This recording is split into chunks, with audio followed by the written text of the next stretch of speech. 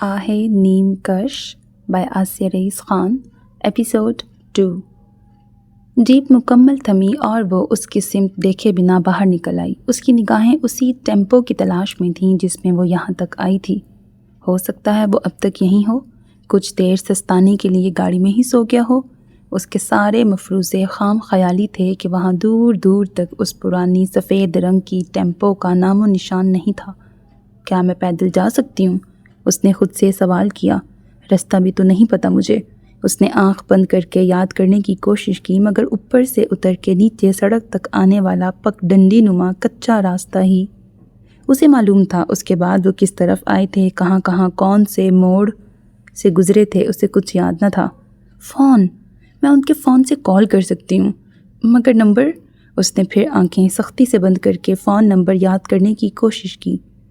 ایسی صورتحال سے پہلی دفعہ پالا پڑا تھا اور اسے اس پل احساس ہوا کہ اس کا لمحے بھر میں کسی تیاری یا غور و فکر کے بنا کیا فیصلہ کس قدر کمزور اور خام تھا۔ محض ایک خیال، ایک پہلو کو سوچ کے وہ گھر سے نکل گئی تھی۔ وہ اسی پر نظریں جمائے دروازے سے ٹک کے ہاتھ باندھے کھڑا تھا۔ گہرے کبودی رنگ کا کرتا اور چوڑے پائنچے والی پینٹ تھی جس پہ گہرے سبز آڑے ترچھے خط تھے۔ لمبا چوڑا دوپٹہ سبز تھا جس کے دونوں سرے کبودی تھے۔ اس کی سرخیاں گلی سفید رنگت پر وہ عام سا کاٹن کا لباس یوں کھل رہا تھا مانو اسی کے لیے خاص بنا ہو۔ اس کی پشت پر لمبی موٹی سی چٹیا سے کچھ بال نکل کے گردن پہ جھول رہے تھے۔ نہ زیور تھا نہ کوئی مصنوعی سامان آرائش۔ پیروں میں سادہ بنا ہیل والی چپلیں تھیں۔ اس سادگی کے باوجود اس میں اس وقت بھی ایک بھیڑ کو سحر زدہ کرنے کی صلاحیت تھی کہ چہرے کا ہر ایک نقش کاملیت لیے تھا۔ خود کو اس سحر سے بچانے یا پھر اس خوبی اور صلاحیت کے ہمراہ اسے یوں ہی اجنبیوں کے درمیان تنہا چھوڑ جانے کا خیال تھا جو وہ کار کا سہارا چھوڑ کے آگے بڑھا۔ آپ کسی کو ڈھونڈ رہی ہیں یا کسی کا ویٹ کر رہی ہیں؟ اس کے قریب جا کے وہ رک گیا۔ ہوائیں اب بھی تیز تھیں اور وہ دونوں ہاتھوں سے دوپٹہ سنبھال رہی تھی۔ دونوں ہی نہیں، وہ اس کی جانب مڑی۔ یہاں رکشہ کہاں سے ملے گا؟ اس کا سوال اس بھروسے کا اظہار تھا کہ وہ یہیں کا مقامی باشندہ ہے جو سب جانتا ہے، جواب ضرور دے گا۔ No idea. اس نے اون کر کے سوچنے یا مدد کی کوشش کا ناٹک کرنے کے بجائے صفا چٹ جواب دیا۔ اچھا۔ اس نے مایوسی سے پھر سڑک کی سمت رخ کیا۔ وہ مزید آگے بڑھ کے سڑک کے بالکل پاس جا رہی تھی تاکہ گھر کی سمت جانے والی کسی سواری کو روکے۔ اور کہوں کیا؟ مجھے اوک ہاؤس چھوڑ دیں۔ اب وہ خود ہی الجھ گئی تھی۔ ابھی 2-3 قدم ہی اٹھائے تھے کہ چپل دگا دے گئی۔ انگوٹھے کی جگہ بندھا پٹا نکل گیا تھا۔ ہاں، اس کے منہ سے ایک جھنجھلائی تیز آواز نکلی۔ آپ کچھ دیر وہاں چل کے بیٹھیں، ریلیکس ہوں اور پھر آگے بڑھیں۔ یہ صورتحال دیکھتے ہوئے اس نے پیچھے سے مشورہ دیا اور اسے اپنا خشک حلق یاد آیا۔ مجھے پانی چاہیے۔ حسب عادت اس نے حکم جاری کیا۔ گو انداز تحکمانہ یا جارحانہ نہیں ہوتا تھا، مگر اس سادگی سے کسی کو آرڈر دیتے سننے کا بھی پہلا موقع تھا۔ آئیں اب کہ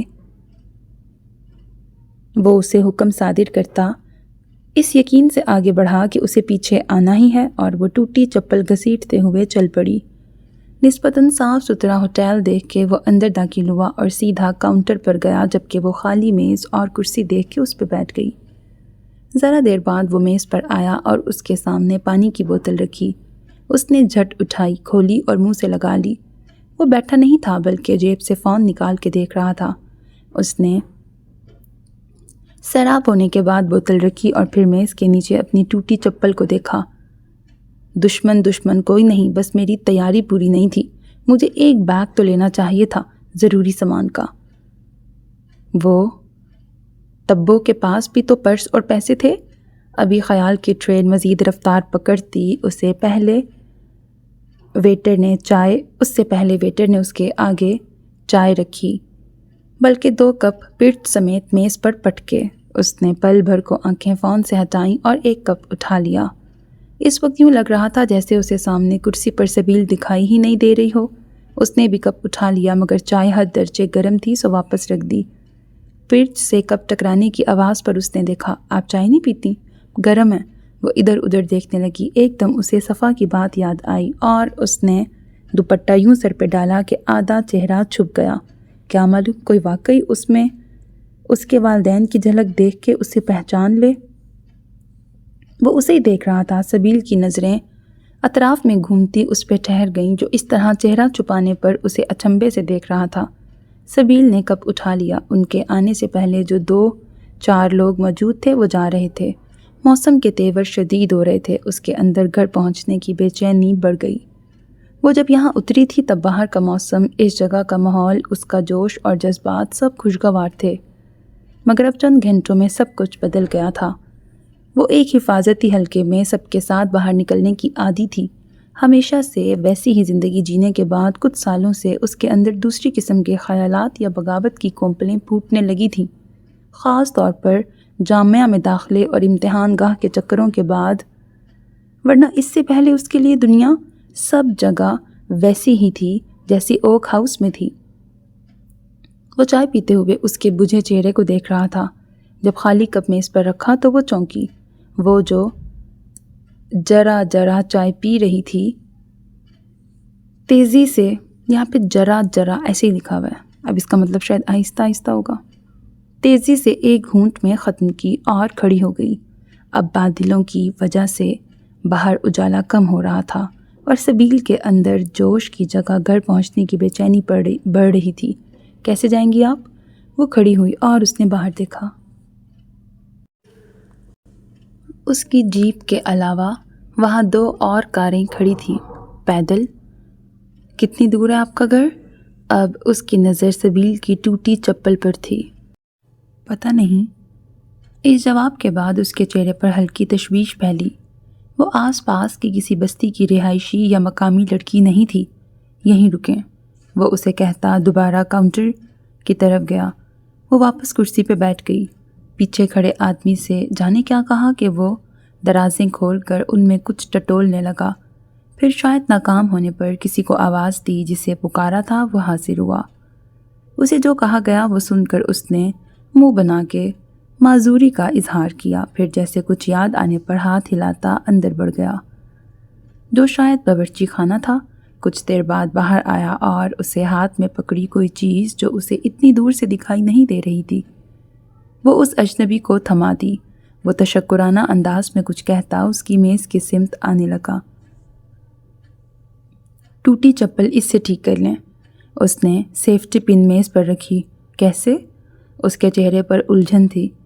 इस नन्ही शय के लिए काउंटर पर इतनी गहमा गहमी थी। उसे नेकी गले पड़ने का शिद्दत से एहसास हुआ। दें।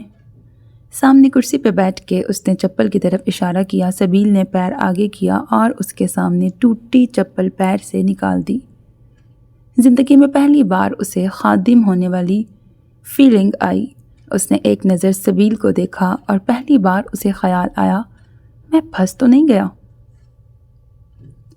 ये तब से भोली मासूम बन के अपना उल्लू सीधा किए जा रही है। उसने झुक के चप्पल हाथ में ली और पट्टा अंगूठे वाले सुराख से नीचे लेकर तलवे में सेफ्टी पिन से महफूज करके वापस ज़मीन पर रख दी। कुछ कहे बिना वो उठ गया। सबील ने निगाहों से उसका पीछा किया। वो हाथ धोने वॉश बेसन तक गया था। उसने चप्पल पैर में पहन ली। अंगूठा ऊंचा करके देखा, मगर अब वो पट्टा निकला नहीं था। ओह! वो खुशी खुशी खड़ी हो गई, गोया अब बस पैदल मार्च शुरू करेगी तो ओक हाउस ही रुकेगी। वो धुले हाथ खुश्क करके आया और उसे खड़ा देख के मेज़ तक आने की बजाय बाहर चल पड़ा। वो भी उसके पीछे हो ली। बाहर का माहौल देखते ही उसका दिल किया शुमा की तरह आंख बंद करे और चिड़िया बन के उड़ के घर पहुंच जाए। शुक्रिया सबके लिए, उसने साथ खड़े मेहरबान से कहा। अब मैं चली जाऊंगी। टूटी चप्पल सुधरते ही जैसे उसकी मुश्किलें हल हो गई थीं। कैसे? अब ये ज़रा देर पहले वाली सबील की मासूमियत और भोलापन उसके लहजे में था। बस अभी यहाँ से रिक्शा मिल जाएगा और अगर वो ना मिला तो। वो जोश में आगे बढ़ी और हवा से लहराए दुपट्टे ने उसकी नज़रों के आगे पर्दा सा किया। वो हाथ से दुपट्टा हटाते हुए भी रुकी नहीं, आगे बढ़ती रही। ایک شور اٹھا اور وہ کسی چیز سے یوں ٹکرائی کہ گر گئی۔ دوپٹہ ہٹایا، حواس بحال ہوئے تو سمجھ میں آیا کہ وہ سڑک پر کار کے آگے بیٹھی ہے۔ کار سے باہر نکلا گھبرایا ڈرائیور اسے صحیح سلامت دیکھ کے شیر ہو گیا۔ وہ بگڑے تیور کے ساتھ چلاتے ہوئے اس کی طرف جھک ہی رہا تھا کہ وہ نیا شناسا اس کا بازو کھینچتا کار کی طرف لے گیا۔ ٹائر یوں شور کے ساتھ چرچرائے تھے کہ ہوٹل والے بھی باہر نکل آئے تھے۔ آپ ٹھیک ہیں؟ کسی نے پوچھا اور وہ کانوں میں ہو رہی سائیں پہ قابو پانے کی کوشش کرتی کھڑی ہوئی، اور اس دوران 2-4 آہیں بھی منہ سے پھسل گئیں۔ جانے کہاں ضرب لگی تھی۔ وہ ہاتھ جھٹکتی سڑک سے ہٹ کے کار سے دور کھڑی ہوئی اور ہاتھوں کو دیکھا جو دھول سے اٹے تھے۔ وہ ڈرائیور سے بات کر رہا تھا مگر اسے یوں لگا جیسے وہ اسے زبردستی اندر بٹھا رہا ہو۔ کچھ دیر میں کار آگے چل پڑی اور جو 2-4 افراد اکٹھے ہوئے تھے وہ بھی چھٹ گئے۔ اس نے گرد آلود ہاتھ کرتے سے رگڑے اور تبھی ہتھیلی کو جیب میں کسی چیز کا احساس ہوا۔ اس نے جھٹ ہاتھ جیب میں ڈالا اور پرچی نکالی۔ ایسے جائیں گی آپ گھر؟ لہجہ طنزیہ ہرگز نہیں تھا مگر یہ الفاظ اس کے علاوہ اور ہو بھی کیا سکتے تھے۔ نہ چاہتے ہوئے بھی اس نے شاکی نظروں سے اسے گھورا۔ آپ اندر ہاتھ دھو لیں۔ اس نے اپنے ہاتھوں کو دیکھا، انہیں واقعی صفائی کی ضرورت تھی۔ وہ واپس اسی ہوٹل میں گئے۔ اب کی بار اس نے کرسی سنبھالی اور سبیل سیدھا واش بیسن کے پاس پہنچی۔ ہاتھ دھو کر واپس آئی اور اس کے سامنے کرسی پہ بیٹھ گئی۔ اتنا تو وہ جان گئی تھی، بنا مدد اس کا گھر پہنچنا مشکل ہے۔ یہ میرے گھر کا ایڈریس نہیں ہے مگر اس کے آس پاس ہی میں رہتی ہوں۔ سبیل نے جیب سے نکال کر پرچی میز پر رکھی۔ اوپن یونیورسٹی سے ان کی کتابیں اسی قریبی دیہات کے پتے پر آتی تھیں۔ ڈاک خانے سے تمیز چاچا کو فون آتا اور وہ خود جا کر لے آتے تھے۔ اس نے اوک ہاؤس کے آس پاس جانے پہچانے چہروں کے علاوہ کبھی کوئی اجنبی یعنی ڈاکیا تک نہیں دیکھا تھا۔ وہ پرچی ان کی کتابوں کے پارسل پر چسپاں پرنٹ شدہ پتہ تھا جو کھینچ کے نکالنے کے بعد ان دونوں میں سے کسی نے اس کتاب میں رکھ دیا تھا جو طاق سے گری تھی۔ اس نے ایک ہاتھ میں پرچہ لے کر دیکھا اور دوسرے ہاتھ میں فون لیا، پھر پرچی میز پر رکھ کے فون میں کچھ لکھنے لگا۔ چلیں۔ وہ فون میں دیکھتا ہی کھڑا ہو گیا۔ وہ اس کے لیے رکے بنا باہر کی سمت چل پڑا تھا۔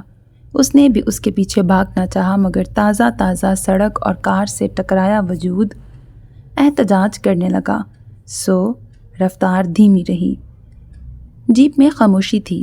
4 سو بتدریج اندھیرا پھیل رہا تھا۔ اب اس پر تکان بھی سوار ہو رہی تھی۔ جیپ کی رفتار تیز تھی۔ اس نے اسپیڈو میٹر دیکھنے کی ناکام کوشش کی کہ 70 سے زیادہ تو نہیں، مانو جرمانہ اسے اپنی جیب سے بھرنا تھا۔ میں اتنی دور آ گئی تھی۔ سفر ختم ہونے کا نام نہیں لے رہا تھا۔ جانے کتنی دیر بعد جیپ پکی سڑک چھوڑ کے کچے راستے کی طرف مڑ گئی۔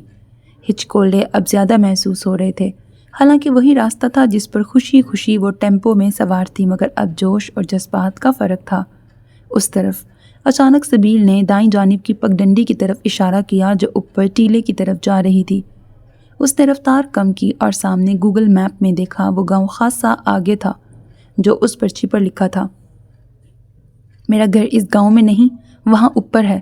اس نے ہاتھ سے اشارہ کیا۔ اس نے دیکھنے کی کوشش کی مگر گھر کہیں دکھائی نہیں دیا۔ پھر بھی اس نے جیپ سبیل کے بتائے کچے راستے پر ڈال دی۔ جیپ اونچائی کی طرف محو سفر تھی اور راستہ بہت خراب مگر صاف تھا کہ یہ کچا راستہ آمد و رفت کے لیے استعمال ہوتا ہے۔ وہ اسٹیئرنگ وہیل سنبھالنے کے ساتھ گرد و پیش کا جائزہ بھی لے رہا تھا۔ کچھ دیر بعد گیٹ اور اس کے دونوں جانب لگی کانٹے دار تاریں نظر آئیں۔ اس سے پہلے ہی بڑا سا تختہ استادہ تھا جس پر نجی املاک کتے سے ہوشیار آگے بڑھنا منع ہے جیسے احکامات اور معلومات انگریزی میں درج تھیں۔ سب کا سامنا کرنے کے خیال سے سبیل کا دل تیزی سے دھڑکنے لگا۔ ویرانے میں انجن کی آواز تھی یا برسوں یہاں رہنے کا تجربہ؟ جیرو کاکا گیٹ سے دور تھے، پھر بھی دیکھے بنا ہی وہ گیٹ کی سمت دوڑے کہ وہ بیگم عنایت جہاں کی گاڑی اور اس کی آواز تک پہچانتے تھے۔ بگیرا بھی بھونکنے لگا تھا۔ انہوں نے کاندھے پر لٹکی رائفل کو مضبوطی سے تھاما اور دوسرے ہاتھ سے جیب سے فون نکالا۔ رک کے فون لگانے کا وقت نہیں تھا سو دوڑتے ہوئے ہی فون ملایا۔ بند گیٹ کے سامنے پہنچ کے اس نے کار روکی اور سبیل کو دیکھا۔ بغیرہ جیپ رکتے ہی اور تیزی سے بھونکنے لگا تھا۔ یہاں جیرو کاکا ہوتے تھے، مطلب ہیں، یہ ان کا ڈاگی بغیرہ ہے۔ لگے ہاتھ اس نے کتے کی اس بد اخلاقی پر اس کا تعارف بھی کروا دیا۔ اس نے آتے جاتے وقت کبھی گیٹ کو یوں بنا چوکیدار کے نہیں دیکھا تھا۔ وہ باہر نکلا۔ جیرو کاکا کا فون دوسری جانب سنا جا رہا تھا۔ اندھیرا پھیل گیا تھا مگر وہ انہیں پہچان سکتے تھے۔ جیپ کی ہیڈ لائٹس بھی جل رہی تھیں۔ کوئی جیپ ہے اور ڈرائیور بھی۔ سبیل بھی اس کے پیچھے باہر آئی۔ بی بی جی ساتھ ہیں۔ اس کی گھبراہٹ بڑھ رہی تھی کہ دوسری جانب صدیقی جو تھا۔ جی صاحب جی۔ انہوں نے فون رکھا اور رفتار بڑھا دی۔ یہ یہاں آ تو گیا ہے مگر کیا واپس جا پائے گا؟ وہ گیٹ کی طرف دوڑتے ہوئے ہاتھ اٹھا کے انہیں متوجہ کرنے کی کوشش کر رہے تھے۔ آخر ہانپتے ہوئے وہ گیٹ پر آ کر رکے۔ کیا بی بی جی؟ سبیل کو دیکھتے ہی افسوس کا اظہار کیا۔ سب کو کتنا پریشان کیا آپ نے۔ سوری۔ اس کے چہرے پر ندامت پھیل گئی۔ انہوں نے مخصوص آواز نکال کر بغیرہ کو چپ کروایا۔ میں چلتا ہوں۔ وہ جیب سے چابی نکال کر قفل کھولنے لگے تو اس نے کہا، یہاں تک آئے ہیں تو اوپر تک چھوڑ دیجئے، لمبا رستہ ہے اور بی بی جی کو عادت نہیں ہے۔ گیٹ کے پٹ پورے کھولتے ہوئے جیرو کاکا نے مشورہ دیا۔ اس نے سبیل کو دیکھا جس کا چہرہ جیرو کاکا کی تائید کر رہا تھا۔ کچھ کہے بغیر اس نے دروازہ کھول کے ڈرائیونگ نشست سنبھال لی۔ سبیل بھی بیٹھ گئی۔ جیسے ہی جیپ گیٹ سے اندر داخل ہو کے آگے بڑھی انہوں نے دوبارہ قفل لگا دیا۔ آپ لوگ روز اتنی اوپر سے نیچے آتے جاتے ہیں؟ تیز ہواؤں کے ہمراہ کچے راستے پر دھڑ دھڑ کے شور کے ساتھ آگے بڑھ رہی جیپ کو سنبھالتے ہوئے اس نے حیرت سے پوچھا۔ روز کوئی نیچے نہیں جاتا۔ اس کا جواب بڑا بے ساختہ تھا۔ 2-3 دن میں تمیز چاچا مارکیٹ کا ایک چکر لگاتے ہیں بس۔ آپ کالج نہیں جاتی؟ اس کا دل کیا پوچھے مگر وہ خاموش رہا۔ صفا کو سب سے پہلے جیپ کی آواز سنائی دی تھی اور وہ تیزی سے باہر دوڑی۔ کیا ہوا؟ اس کے پیچھے تھکے سے تمیز الدین بھی گئے۔ اللہ کرے سبیل ہی ہو۔ وہاں مخصوص گاڑیاں ہی آتی تھیں۔ پھر بھی دور سے ایک نئی سواری کو دیکھ کے اس نے دل سے دعا کی۔ پورچ کی بتیاں جل اٹھی تھیں۔ گیٹ کے اس طرف ہیولے سے دکھائی دیے اور ساری بہادری ہوا ہو گئی۔ اس کی جگہ شرمندگی نے لے لی کہ اس نے سب کو پریشان کیا تھا۔ وہ اس پتھروں والی عمارت کو دلچسپی سے دیکھ رہا تھا۔ گیٹ کے ایک جانب دیوار پر لکڑی کے تختے پر انگریزی میں اوک ہاؤس لکھا تھا۔ تختہ اپنے کہنا ہونے کی گواہی خود دے رہا تھا۔ گیٹ میں دونوں جانب بڑے بڑے سے پتھر تھے۔ تمیز الدین نے آگے آ کے گیٹ کھول دیا تھا۔ صفا پورچ میں ہی کھڑی تھی۔ اسے صحیح سلامت دیکھتے ہی بے اختیار آنسو امٹ آئے۔ جیپ اندر داخل ہو کے رکی اور وہ تیر کی طرح باہر نکل کے پورچ کی سمت دوڑی۔ اس بہادری کے بعد اب دل بھر آیا تھا۔ سوری، وہ روتی صفا کے گلے لگ گئی۔ لیکن دیکھو میں جا کے صحیح سلامت واپس بھی آ گئی، پھر بھی سوری۔ اونچے سے دروازے کی چوکھٹ میں نمودار ہوئی دادی کو دیکھتے ہی اس کی زبان بند ہو گئی۔ اپنی کامیابی اور ان کے خوف کے غلط ثابت ہونے پر ان سے کہنے کے لیے ترتیب دیے سارے جملے ذہن سے محو ہو گئے۔ وہ صفا کو چھوڑ کے ان کے پاس آئی مگر دادی اسے نہیں، سامنے تمیز الدین سے بات کر رہے اجنبی کو دیکھ رہی تھیں۔ کس کے ساتھ آئی ہو؟ ان کی آواز میں ارتعاش تھا۔ اس نے پلٹ کے جیپ کے پاس کھڑے شخص کو دیکھا اور اسے خیال آیا کہ اس نے نام بھی نہیں پوچھا تھا۔ راستے میں مل گئے تھے اور پھر یہ اس نے جیب سے وہ پرچی نکالی، اس کی وجہ سے گھر تک پہنچایا ہے۔ صفا نے آگے آ کے اس کے ہاتھ سے پرچی لی۔ اس نے پھر دادی کو دیکھا۔ اچانک سب بھول کے وہ ان سے معافی مانگنا چاہتی تھی۔ وہ شکل سے برسوں کی بیمار اور بے انتہا نڈھال لگ رہی تھیں۔ دادی میں اندر جاؤ، انہوں نے سپاٹ لہجے میں کہا اور صفا کو دیکھا۔ اسے اندر لے جاؤ۔ صفا نے اس کا ہاتھ پکڑ کے گھسیٹا۔ دادی خفا ہو گئی ہیں۔ اس نے گردن گھما کے انہیں دیکھنے کی کوشش کی۔ ہاں انہیں تو شادیانے بجانے چاہیے تمہارے سلامت واپس آ جانے پہ۔ صفا نے دانت پیسے۔ ویسے سچ تو یہی ہے کہ میں ٹھیک ٹھاک واپس آ گئی ہوں، وہ منمنائی۔ صفا کے ابرو تن گئے۔ اس کی آنکھیں بھیگی تھیں مگر تیور بدل گئے تھے۔ میرا مطلب ہے تم سب پریشان ہوئے، اس کا احساس ہے مجھے، میں شرمندہ بھی ہوں، مگر ایمانداری سے کہو میں جو کہتی تھی کر دکھایا نا، اس نے جتاتے انداز میں کہا اور صفا سے تائید کی امید بھی لگائی۔ ابھی کچھ دیر میں نواب بیگم آئیں گی نا تو انہیں کہنا یہ سب۔ انہیں کس نے خبر دی؟ اس نے کمر پہ ہاتھ رکھا۔ اف، انہیں بتانے کی کیا ضرورت تھی؟ یہ خلاف توقع بات اسے بالکل اچھی نہیں لگی۔ اپنی شکل سدھارو پہلے، دھول مٹی سے اٹی ہے، پھر بات کرتے ہیں، میں اس بندے کو دیکھوں ذرا۔ وہ اسے کہتی پھر پورچ کی سمت جانے لگی۔ مجھے بھی شکریہ کہنا ہے۔ وہ بھی اس کے پیچھے جانے لگی تھی کہ سامنے شیشے میں خود کو دیکھ کے رک گئی۔ ہیں یہ کیا؟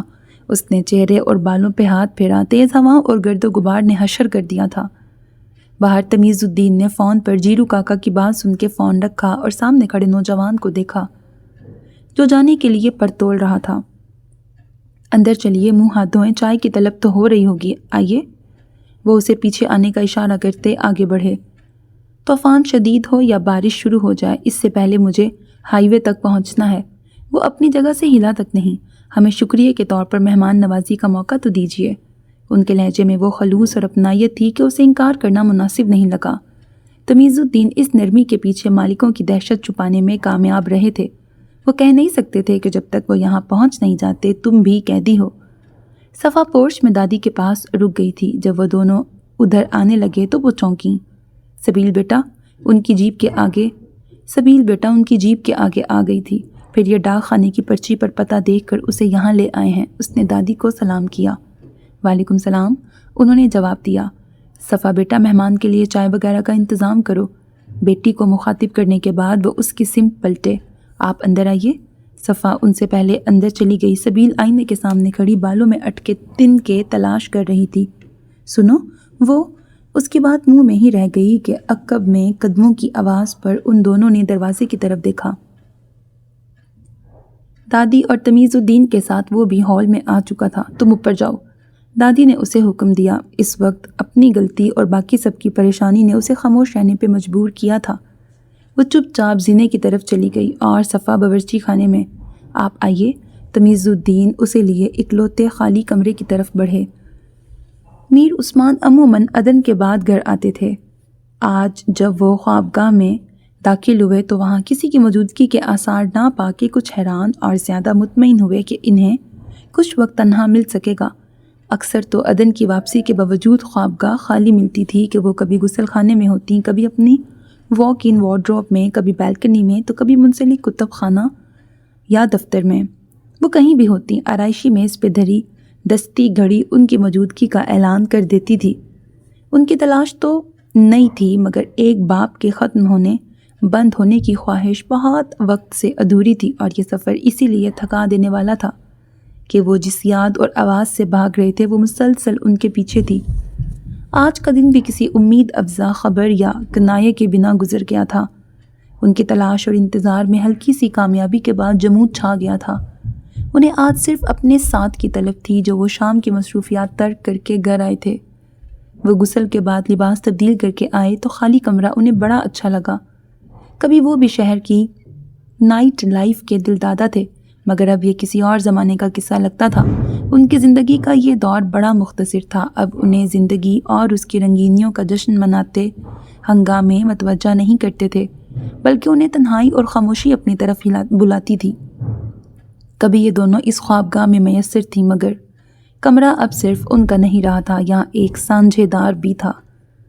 اذان کے پاس لباس منتخب کرنے سے لے کر ان کی تیاری میں مدد کرنے والا انچارج موجود تھا،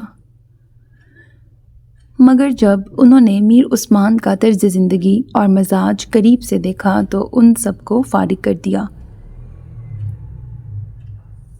میر عثمان کو بھی اذان کی پہلی یہی بات پسند آئی تھی کہ وہ ان کا مزاج دیکھتے ہوئے انہیں سپیس دیتی تھیں، زبردستی ان کے سر پہ سوار نہیں ہوتی تھیں۔ اور اب تو یہ حال تھا کہ خلاف امید انہیں اذان کی کئی باتیں عادتیں اچھی لگنے لگی تھیں۔ وہ بے خیال سے چلتے آرائشی میز کے قریب آ کر رک گئے۔ جب انہوں نے بہت سوچ بچار کے بعد خود کو اذان سے شادی کے لیے منایا تھا تو ایک دماغی اور جذباتی کھیل کے لیے بھی تیار تھے، لیکن اب اتنے ماہ بعد انہیں کہیں تو کوئی غلطی ہوئی ہے کا احساس ستانے لگا تھا۔ وہ تو سمجھ رہے تھے ایک مہرے کو اس کی مرضی کا خانہ دے کر انہوں نے اہم پیش رفت کی ہے، مگر سب جوں کا توں تھا۔ اذان ہر لحاظ سے ان کی سوچ کے برعکس محسوس ہو رہی تھیں۔ اپنے خیال میں گم انہوں نے آرائشی میز پر رکھا اذان کا بریسلیٹ اٹھا لیا۔ انہیں اپنی چوڑیاں، انگوٹھیاں، بریسلیٹ اور کان کے اویزے یہاں وہاں چھوڑنے یا بھولنے کی عادت تھی۔ بھاری سا اونچا دروازہ کھول کر کمرے میں داخل ہوئی عدن ٹھٹک کے رک گئیں۔ میر عثمان بریسلیٹ واپس رکھ کے پلٹے۔ وہ خوشگوار حیرت میں گھری آگے بڑھیں کہ ان کی آرائشی میز میں میر عثمان کی دلچسپی بھی معمولی بات نہیں تھی۔ آپ آ گئے؟ بیگ دوسرے ہاتھ میں منتقل کرتے ہوئے وہ ان کے سامنے رکیں تو چہرے کا تاثر بدل گیا۔ طبیعت تو ناساز نہیں؟ میر عثمان کے چہرے کی اداسی تھی یا تھکن جو بے اختیار ہی عدن کا ہاتھ ان کے ماتھے کی جانب بڑھا جسے انہوں نے درمیان میں ہی روک لیا۔ ہم بالکل ٹھیک ہیں، وہ مسکرائے۔ چہرے کی الجھن اور اداسی چھٹ گئی مگر آنکھیں وہاں ٹھہرا موسم بدلتا نہیں تھا۔ آپ سنائیں، تیاریاں مکمل ہو گئیں؟ انہوں نے عدن کا ہاتھ چھوڑ دیا۔ جی۔ عدن نے ایک لمبا سانس خارج کیا جو دن بھر کی مشقت اور تھکان کا گواہ تھا۔ میر عثمان نے اپنے حلقہ احباب میں خدمت خلق اور فنون و لطیفہ کے میدان میں اہم کارکردگی سر انجام دینے والے کئی افراد اور ان کے ادارے دیکھے تھے۔ یہ ان کے طبقے کا شوق، فیشن، سرخیوں میں رہنے کا ہیلا یا پھر NGO کی آڑ میں دولت اور ٹیکس کی ہیر پھیر کا ذریعہ ہوتا تھا جنہیں مکمل طور پر ان کی ٹیم اینڈ سٹاف سنبھالتا تھا۔ وہ صرف اہم موقعوں پر ذرائع ابلاغ کی موجودگی میں متحرک نظر آتے اور پھر اگلے دن ہر جگہ ہر خبر کی شہ سرخی ان کے نام ہوتی۔ پہل ان کے نزدیک عدن کا ادارہ بھی اسی نہج پر معمور تھا، تاہم حیرت انگیز طور پر عدن سنجیدگی اور قدرے جنون سے اپنا کام کرتی تھیں۔ شادی کے بعد وہ انہیں دن رات واقعی محنت کرتے دیکھ رہے تھے۔ ان کا ادارہ ٹیکسٹائل اور فیشن انڈسٹری میں نایاب ہو چکے یا اپنا مقام کھو چکے قدیم ہینڈ لوم، ہینڈ کرافٹ اور دیگر فنون کو زندہ رکھنے، انہیں مقبول کرنے کے لیے کوشاں تھا۔ وہ خود بھی ہمیشہ وہی زیب تن کرتی تھیں جسے پروموٹ کر رہی تھیں۔ اس وقت بھی ان کا ہلکا آسمانی دوپٹہ اور کرتا آسام کے میگھلا آرٹ کا نمونہ تھا۔ یہ الگ بات کہ میر عثمان کسی آرٹ کا نام جانتے تھے نہ انہیں کپڑے کی پہچان تھی۔ آپ تھک گئی ہیں؟ میر عثمان نے کہا۔ بہت، اب بس سو جانے کی خواہش ہے۔ عدن نے بالوں میں ہاتھ پھیرا۔ کل کا دن بھی بہت بزی اور ہیکٹک ہوگا۔ ہم شاور لے کے چینج کر لیں پھر نیچے چلتے ہیں۔ میر عثمان نے سر کو خفیف سی جنبش دی اور وہ دوسرے کمرے میں چلی گئیں۔ اگر 9 بجے سے پہلے بیگم عنایت جہاں آ جاتیں تو 9 بجے سب ساتھ میں عشاء کے لیے میز پر موجود ہوتے، اور اگر وہ اس وقت تک گھر نہ پہنچتیں تو ان کا انتظار نہیں کیا جاتا تھا۔ جس رات کسی کو کہیں جانا ہوتا تو وہ پہلے ہی ثروت خاتون کو مطلع کر دیتا تھا۔ وہ کچھ سوچتے ہوئے انٹرکام کی طرف بڑھے کہ انتظار کے بجائے اب انہیں خود ایسا کچھ کرنا تھا جو انہیں نتائج دیتا۔ کچھ دیر بعد عدن آرام دہ لباس زیب تن کیے خوابگاہ میں واپس آئیں تو میر عثمان کو وہاں نہ پا کر نظر خود بخود بیلکنی کی سمت اٹھ گئی۔ ان میں کمرے کا طویل فاصلہ عبور کر کے بیلکنی جانے کی توانائی نہیں تھی، بلکہ وہ تو تام گاہ بھی نہیں جانا چاہتی تھیں، مگر کوٹھی خیاباں کے اصول توڑنا بھی انہیں پسند نہیں تھا۔ یہ ان کی اس گھر، اس خاندان کا حصہ بننے کی جان توڑ کوشش تھی۔ عثمان، شاز ہی وہ اس طرح پکارتی تھیں۔ اس اونچی صدا پر بیلکنی سے بھی ویسی ہی بلند آواز آئی، ادھر آ جائیں عدن۔ ان 3 لفظوں نے ان کے قدموں میں نئی جان پھونک دی۔ اوہ! بیلکنی کا منظر دیکھتے ہی تھکی بجھی آنکھوں میں جگنو بھر گئے۔ میر عثمان کرسی پہ بیٹھے تھے اور سامنے میز پر کھانا چنا گیا تھا۔ اتنے سے وقت میں ان جیسے انسان کے لیے یہ کوئی مشکل کام نہیں تھا کہ ان کے ایک اشارے کے منتظر 20 ملازم تھے۔ اس وقت اہم یہ تھا کہ میر عثمان نے یہ اشارہ دیا تھا ان کے لیے۔ آپ تھکی ہیں اور اس سچویشن میں نیچے جانے کا تکلف اور تکلیف دونوں فضول ہے۔ انہوں نے اپنے مقابل رکھی کرسی کی طرف اشارہ کیا۔ Thank you. انہوں نے دل سنبھالنے کے ساتھ کرسی سنبھالی۔ آپ ہمیں اسپوائل کر رہے ہیں، وہ دلکشی سے مسکرائیں۔ اتنے عرصے میں یہ پہلی عنایت تھی جو معمول سے ہٹ کے تھی۔ عدن حسن میں یکتا تھیں اور اس وقت اندر سے پھوٹی مسرت نے وہ انوکھی روشنی بخشی کہ میر عثمان چاہتے ہوئے بھی ان سے نظر ہٹا نہیں پائے۔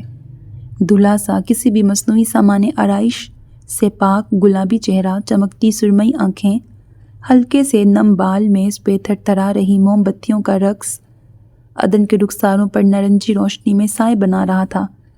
عدن نے میز پہ پھیلے لوازمات سے سر اٹھا کے انہیں دیکھا اور وہ دل میں اس حسین صورت کے معترف ہوتے ہوئے مسکرا دیے۔ ان کی مسکراہٹ میں اس حسن پر مکمل استحقاق اور دسترس کا خوشگوار سا احساس اور ناز بھی شامل تھا۔ اب دیر نہ کریں، انہوں نے ہاتھ اٹھا کے کھانا شروع کرنے کا اشارہ کیا۔ آپ کو جلد سونا بھی ہے۔ عدن انہیں کیا کہتی کہ اب وہ ساری رات بھی یہاں بیٹھی رہ سکتی تھیں۔ جانے میر عثمان علی خان جال بچھا رہے تھے یا کسی کے بچھائے جال میں پھنستے جا رہے تھے۔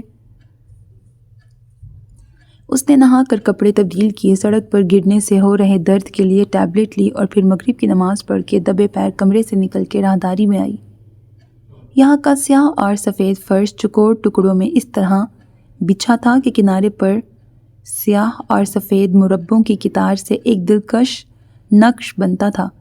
زینے کے دونوں جانب کمرے تھے، ایک بند رہتا تھا، ایک ان کے زیر استعمال تھا۔ پیچھے کی کھڑکیاں بھی بند رہتی تھیں، مگر کھڑکیوں کے اوپر پرانے طرز کے روشن دان تھے جن کے شیشے یہاں اندھیرا نہیں ہونے دیتے تھے۔ اس نے زینے اترنے کے بجائے لکڑی کے جنگلے سے نیچے جھانکا جہاں سے مکمل ہال دکھائی دیتا تھا۔ ہال خالی تھا، مہمان کو اس کے علاوہ اور کہیں نہیں بٹھایا جا سکتا تھا۔ کہاں لے گئے؟ کیا چلے گئے ہیں؟ اسے دوسرا خیال ذرا اچھا نہیں لگا اور وہ ساری احتیاط بھول کے عادتاً دھڑ دھڑ زینے اترنے لگی۔ اسی وقت زینے کے پیچھے بنے کمرے سے تمیز الدین کے ساتھ وہ بھی باہر نکلا۔ سبیل کا حلیہ بدل گیا تھا۔ سیاہ اور سرخ لباس میں اس کا گلابی سراپا زیادہ نمایاں اور دلکش تھا۔ اس نے گیلے بال کیچر میں یوں قید کیے تھے کہ وہ پھسل کے چہرے پر نہ آئیں، مگر پشت پہ کھلے بکھرے تھے جو اس نے دوپٹے میں چھپانے کی ناکام کوشش کی تھی۔ آئیے، تمیز الدین اسے صوفے کی جانب لے جا رہے تھے۔ اسے شکریہ ادا کرنا تھا مگر وہ باورچی خانے میں آ گئی جہاں صفا ٹرے سجا رہی تھی۔ دادی کہاں ہیں؟ کمرے میں۔ میں جا کے سوری کروں ان سے؟ اس نے صفا سے مشورہ طلب کیا۔ تبھی باہر بادل گرجے اور بارش شروع ہو گئی۔ اس نے دل میں شکر ادا کیا کہ اس سے پہلے وہ گھر پہنچ گئی تھی۔ انہیں فی الحال تنہا چھوڑ دو، تمہیں سلامت دیکھ کے ان کی تسلی ہو گئی ہے۔ اس نے بسکٹ اٹھایا جسے صفا نے واپس لے کے ٹرے میں رکھ دیا، ساتھ لازمی والا گورا بھی تھا۔ مجھے بھی بھوک لگی ہے، اس نے دہائی دی۔ پہلے اپنے محسن کا خیال رکھو، پہلے اپنے محسن کا خیال کرو۔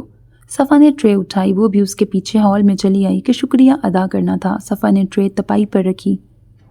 آپا کو بھی بلا لو، تمیز الدین نے صفا سے کہا اور وہ اس کی طرف دیکھے بنا انہیں بلانے کے لیے کمرے کی طرف بڑھ گئی۔ اسے سمجھ میں نہیں آیا خود بھی کہیں ٹک جائے یا صفا کے پیچھے جائے۔ لیجئے، تمیز الدین ٹرے سے کپ اٹھانے آگے آئے ہی تھے کہ فون بج اٹھا۔ وہ یہ کام درمیان میں چھوڑ کر معذرت کرتے پورچ میں چلے گئے۔ سبیل کو اپنے کاندھوں پر مہمان نوازی کا بوجھ محسوس ہوا اور اس نے تمیز الدین کا واپس رکھا کپ اٹھا کے اس کی طرف بڑھایا، جس نے خاموشی سے کپ لے لیا۔ مجھے پہلے کہنے کا موقع نہیں ملا۔ وہ یوں ہی کھڑی، نظریں ٹرے پہ جمائے، ہاتھ ایک دوسرے میں الجھائے جا رہی تھی۔ تھینک یو، آپ نے ہیلپ نہ کی ہوتی تو پتہ نہیں میں کیسے گھر واپس آتی۔ آخر میں اس نے سر اٹھا کے دیکھا، وہ اسے ہی دیکھ رہا تھا۔ یہ آپ کو گھر سے نکلنے سے پہلے سوچنا چاہیے تھا۔ وہ اس وقت اسے صفا سے کم نہیں لگا کہ ایک جملے میں بولتی بند کر دی تھی۔ باہر پھر بادلوں کا شور ابھر آیا۔ آپ واپس کیسے جائیں گے؟ میرا مطلب ہے موسم خراب ہے۔ جن کے لیے سفر اہم اور لازم ہو وہ موسموں کی پرواہ نہیں کرتے، اس نے عام سے لہجے میں کہہ کے کپ سے ایک گھونٹ بھرا اور بی بی سبیل دماغ پہ زور دینے لگیں۔ کس فلم میں سنا تھا اس قسم کا ڈائلاگ؟ یہ پہلی بار تھا، ورنہ تو اس معاملے میں یادداشت بڑی تیز تھی، کبھی سوچنا نہیں پڑتا تھا۔ تھوڑا تھوڑا کپ خالی کرتے ہوئے اس نے سر اونچا کیا۔ وہ ہنوز اسی انداز میں سامنے کھڑی تھی۔ اسے نظر ملتے ہی پھر احساس میزبانی جاگ گیا۔ اس نے جھٹ ٹرے سے بسکٹ کی تشتری اٹھا کے سامنے کی۔ یہ بھی لیں؟ جیسے اسے بھوک ستا رہی تھی، اسے دوسرے کے خالی معدے کی فکر لاحق ہوئی۔ اس نے ایک گہری نظر ڈال کے خالی کپ میز پر رکھا اور وہ پانی ہو گئی۔ اسے بڑی جلدی خیال آیا تھا۔ سبیل کے چہرے پر پھیلی خفت تھی جو ترس کھا کے اس نے ہاتھ کے ساتھ نیچے میز کی سمت جا رہی تشتری سے ایک بسکٹ اٹھا لیا۔ وہ تشتری رکھ کے سیدھی ہوئی ہی تھی کہ صفا نسیم بانو کے ہمراہ ہال میں داخل ہوئی۔ دادی اب بھی اسے مزمحل اور نڈھال لگی۔ اسے افسوس نے گھیرا۔ وہ دوسرے صوفے پر بیٹھ گئیں اور صفا اس کے بازو میں آ کے کھڑی ہو گئی۔ ان کا اس گھر اور اس کمرے میں ایک نیا مہمان دیکھنے کا پہلا موقع تھا۔ ان 5-6 افراد کے علاوہ بیگم عنایت جہاں اور ان کا معتمد خاص ہی اس کمرے کو شرف بخشتے تھے۔ تمیز الدین کمرے میں داخل ہوئے تو چند پلوں میں ہی بوجھل خاموش ہوئی فضا میں ارتعاش پیدا ہوا۔ موسم کے تیور بڑے خراب ہیں۔ وہ تیسرے صوفے پہ بیٹھ گئے۔ آج آپ یہیں قیام کیجئے، تھک بھی گئے ہوں گے، کھانا کھا کے آرام کیجئے۔ میں کھانے کی تیاری کرتی ہوں۔ یہ سنتے ہی نسیم بانو اٹھ کھڑی ہوئیں۔ انہوں نے اجنبی سے ایک لفظ نہیں کہا تھا، اس وقت ان کے دل و دماغ ٹھکانے پر نہیں تھے۔ میں نے دادی کو زیادہ ہی دکھی کر دیا۔ اس کا دل اداس ہونے لگا۔ اس کا دل کیا جا کہ ان سے لپٹ جائے اور معافی مانگے، لیکن ان کا کھویا سا انداز اسے روک رہا تھا۔ میں خراب موسم اور سفر کا عادی ہوں، آپ بس مجھے اجازت دیجیے۔ اس کی آواز ایک بلند سے شور میں دب گئی جو زور آور ہوا اور تیز بارش کے ملاپ نے پیدا کیا تھا۔ سب کی نظریں پورچ کی طرف اٹھ گئیں۔ صفا نے دوڑ کے کھڑکیاں بند کیں جہاں سے بوچھاڑ اندر آ رہی تھی۔ راستہ کچا ہے اور بجلی کا انتظام بھی مناسب نہیں ہے، تمیز الدین نے کہا اور وہ پہلو بدل کے رہ گیا۔ اس نے جیب سے فون نکال کے وقت دیکھا، اسکرین پر نیٹ ورک سگنل بھی کمزور تھا۔ انہیں کہاں جانے کی جلدی ہے؟ سبیل نے سوچا۔ صفا نے اسے کوہنی مار کے متوجہ کیا اور وہاں سے چلنے کا اشارہ کیا۔ وہ اس کا فیصلہ سننا چاہتی تھی تاکہ ایک بار اور آخری بار اس کا شکریہ ادا کرے۔ صفا نے اسے جمع دیکھا تو ہاتھ پکڑ کے کھینچا۔ ہم اوپر ہیں ابا، اس نے جاتے ہوئے تمیز الدین کو مخاطب کیا۔ ان کے ساتھ اس نے بھی ان کی طرف دیکھا جو زینے چڑھ رہی تھیں۔ اب شروع سے آخر تک ایک چھوٹی سی ڈیٹیل چھپائے بنا بتاؤ سب مجھے۔ صفا پلنگ پر پیر اوپر کیے اس کے سامنے بیٹھ گئی۔ اور اسپیشلی یہ بندہ، اس نے انگلی فرش کی سمت کی جس کا مقصد نیچے موجود اجنبی کی سمت اشارہ تھا۔ کیسے ملا تمہیں؟ اور تم نے ایک اجنبی پر بھروسہ کیوں کیا، وہ بھی اتنا کہ اس کے ساتھ اکیلی گاڑی میں بیٹھ گئی؟ یہی تو مجھے ثابت کرنا تھا نا کہ دنیا اور لوگ اتنے برے بھی نہیں اور میں اپنی حفاظت خود کر سکتی ہوں۔ حفاظت ایک انجان پہ بھروسہ کر کے۔ صفا کے تیور ٹھیک نہیں تھے۔ تمہیں شروع سے سننا ہے یا نہیں؟ سبیل کے پاس اس اعتراض کا کوئی جواب نہیں تھا، لہٰذا صفا کو گھمایا۔ ہاں شروع کرو۔ تم سو گئیں، اس کے بعد وہ گروسری والی گاڑی آئی تھی اور تازہ تازہ گھر سے جانے کا پلان ذہن میں چہل قدمی کر رہا تھا، سو اس نے مجھے بھی کمرے سے نکل کر نیچے آنے پہ مجبور کیا، اور جب چاچا اور وہ ڈرائیور کچن میں گئے تو میں موقع دیکھ کے اندر چھپ گئی، ساتھ وہ ایڈریس لے کے۔ صفا نے آنکھیں مکمل وا کر کے ابرو اونچے کیے۔ وہ تو جب میں کھڑکی سے جھانک رہی تھی تب بک نیچے گری تھی اور اس میں سے وہ کاغذ، اور اگر وہ نہ گرتا تو تمہارا واپسی کا کیا پلان تھا؟ اوک ہاؤس یاد تھا نا مجھے۔ اچھا تم چپ رہ کے مجھے بولنے دو گی؟ تمہیں شروع سے آخر تک سننا ہے یا نہیں؟ صفا نے کسی طرح لب بھینچ کے سر ہلایا۔ اسے کہانیاں بننے میں مزہ آتا، سو اب بھی وہ اپنی صلاحیت بروئے کار لاتے ہوئے اسے سنا رہی تھی، اور اس کا انداز ہی کچھ ایسا تھا کہ صفا اس کی کلاس لینا بھول کے دلچسپی سے سننے لگی۔ جانے کتنی دیر بعد باہر ہو رہی بارش کے شور میں انہیں کار کی آواز تو سنائی نہیں دی، مگر ہیڈ لائٹس کی روشنی چمکی تو وہ چونکیں۔ اس کا مطلب تھا بیگم عنایت جہاں آ گئی تھیں۔ سبیل کی زبان رک گئی۔ ان سے کیا کہوں گی؟ اس نے گھبرا کے صفا کو دیکھا۔ سچ اور کیا؟ وہ پلنگ سے اتر کے کھڑکی کے پاس آئی۔ سبیل بھی اس کے پیچھے تھی۔ جیپ کے بغل میں کار روک کر اگلی نشست سے نکلے بندے کو دیکھ کے اس کی ریڑھ کی ہڈی میں سرد سی لہر دوڑ گئی۔ جانے کیا تھا اس شخص میں کہ سفید کپڑوں میں ملبوس، سیاہ سفید کھچڑی بال اور داڑھی والے ادھیڑ عمر بندے کو دیکھتے ہی ہمیشہ یہ مضطرب کرنے والی لہر محسوس ہوتی تھی۔ اس کی کبھی اس سے بات نہیں ہوئی تھی، نہ کبھی صدیقی سے سیدھا واسطہ پڑا تھا، پھر بھی اسے دیکھتے ہی وہ ایک عجیب احساس میں گھر جاتی تھی۔ وہ ہمیشہ بیگم عنایت جہاں کے ساتھ یہاں آتا تھا۔ اب بھی وہ سر پر چھاتا پھیلائے پچھلا دروازہ کھول رہا تھا۔ دروازہ کھلتے ہی چھاتا یوں آگے ہوا کہ وہ بارش میں بھیگنے لگا، اور چھاتا بیگم عنایت جہاں کو بارش سے بچا رہا تھا۔ وہ باہر نکل کر سنبھل کے قدم رکھتی پورچ کی طرف جا رہی تھیں۔ شکر تھا پورچ سے گیٹ تک زمین ٹوٹی پھوٹی صحیح پکے فرش سے ڈھکی تھی۔ چلو نہیں، جب دادی آواز دیں گی تب جائیں گے۔ سبیل نے انکار کیا۔ وہ دل میں عنایت جہاں سے کہنے والے جملے سوچ رہی تھی۔ تم رکو، مجھے تو ان کی خاطر مدارت کرنی ہے۔ صفا تیزی سے باہر نکلی۔ اسے یاد نہیں تھا کبھی انہوں نے پیش کی گئی چیزوں میں سے کسی ایک کو بھی ہاتھ لگایا ہو، مگر ہر دفعہ ان کے آگے سجی میز ضرور یاد تھی۔ اصولاً تو وہ دادی کے علاوہ کسی کو جواب دہ نہیں تھی، مگر اوک ہاؤس میں بیگم عنایت جہاں کا مقام ان کی حیثیت مالک جیسی تھی، اور سچ بھی یہی تھا جو صفا اکثر کہتی تھی کہ وہ سب ان کے ٹکڑوں پر ہی پل رہے ہیں۔ دادی کا ان کے آگے احسان مندی کے احساس سے بچھا جانا بھی ایسا غلط نہ تھا کہ اس دور میں کون کسی کے لیے اتنا کرتا ہے۔ اب بھی وہ تصور میں دیکھ رہی تھی کہ ان کو دیکھتے ہی تمیز چاچا اور دادی کے انداز ہی بدل گئے ہوں گے۔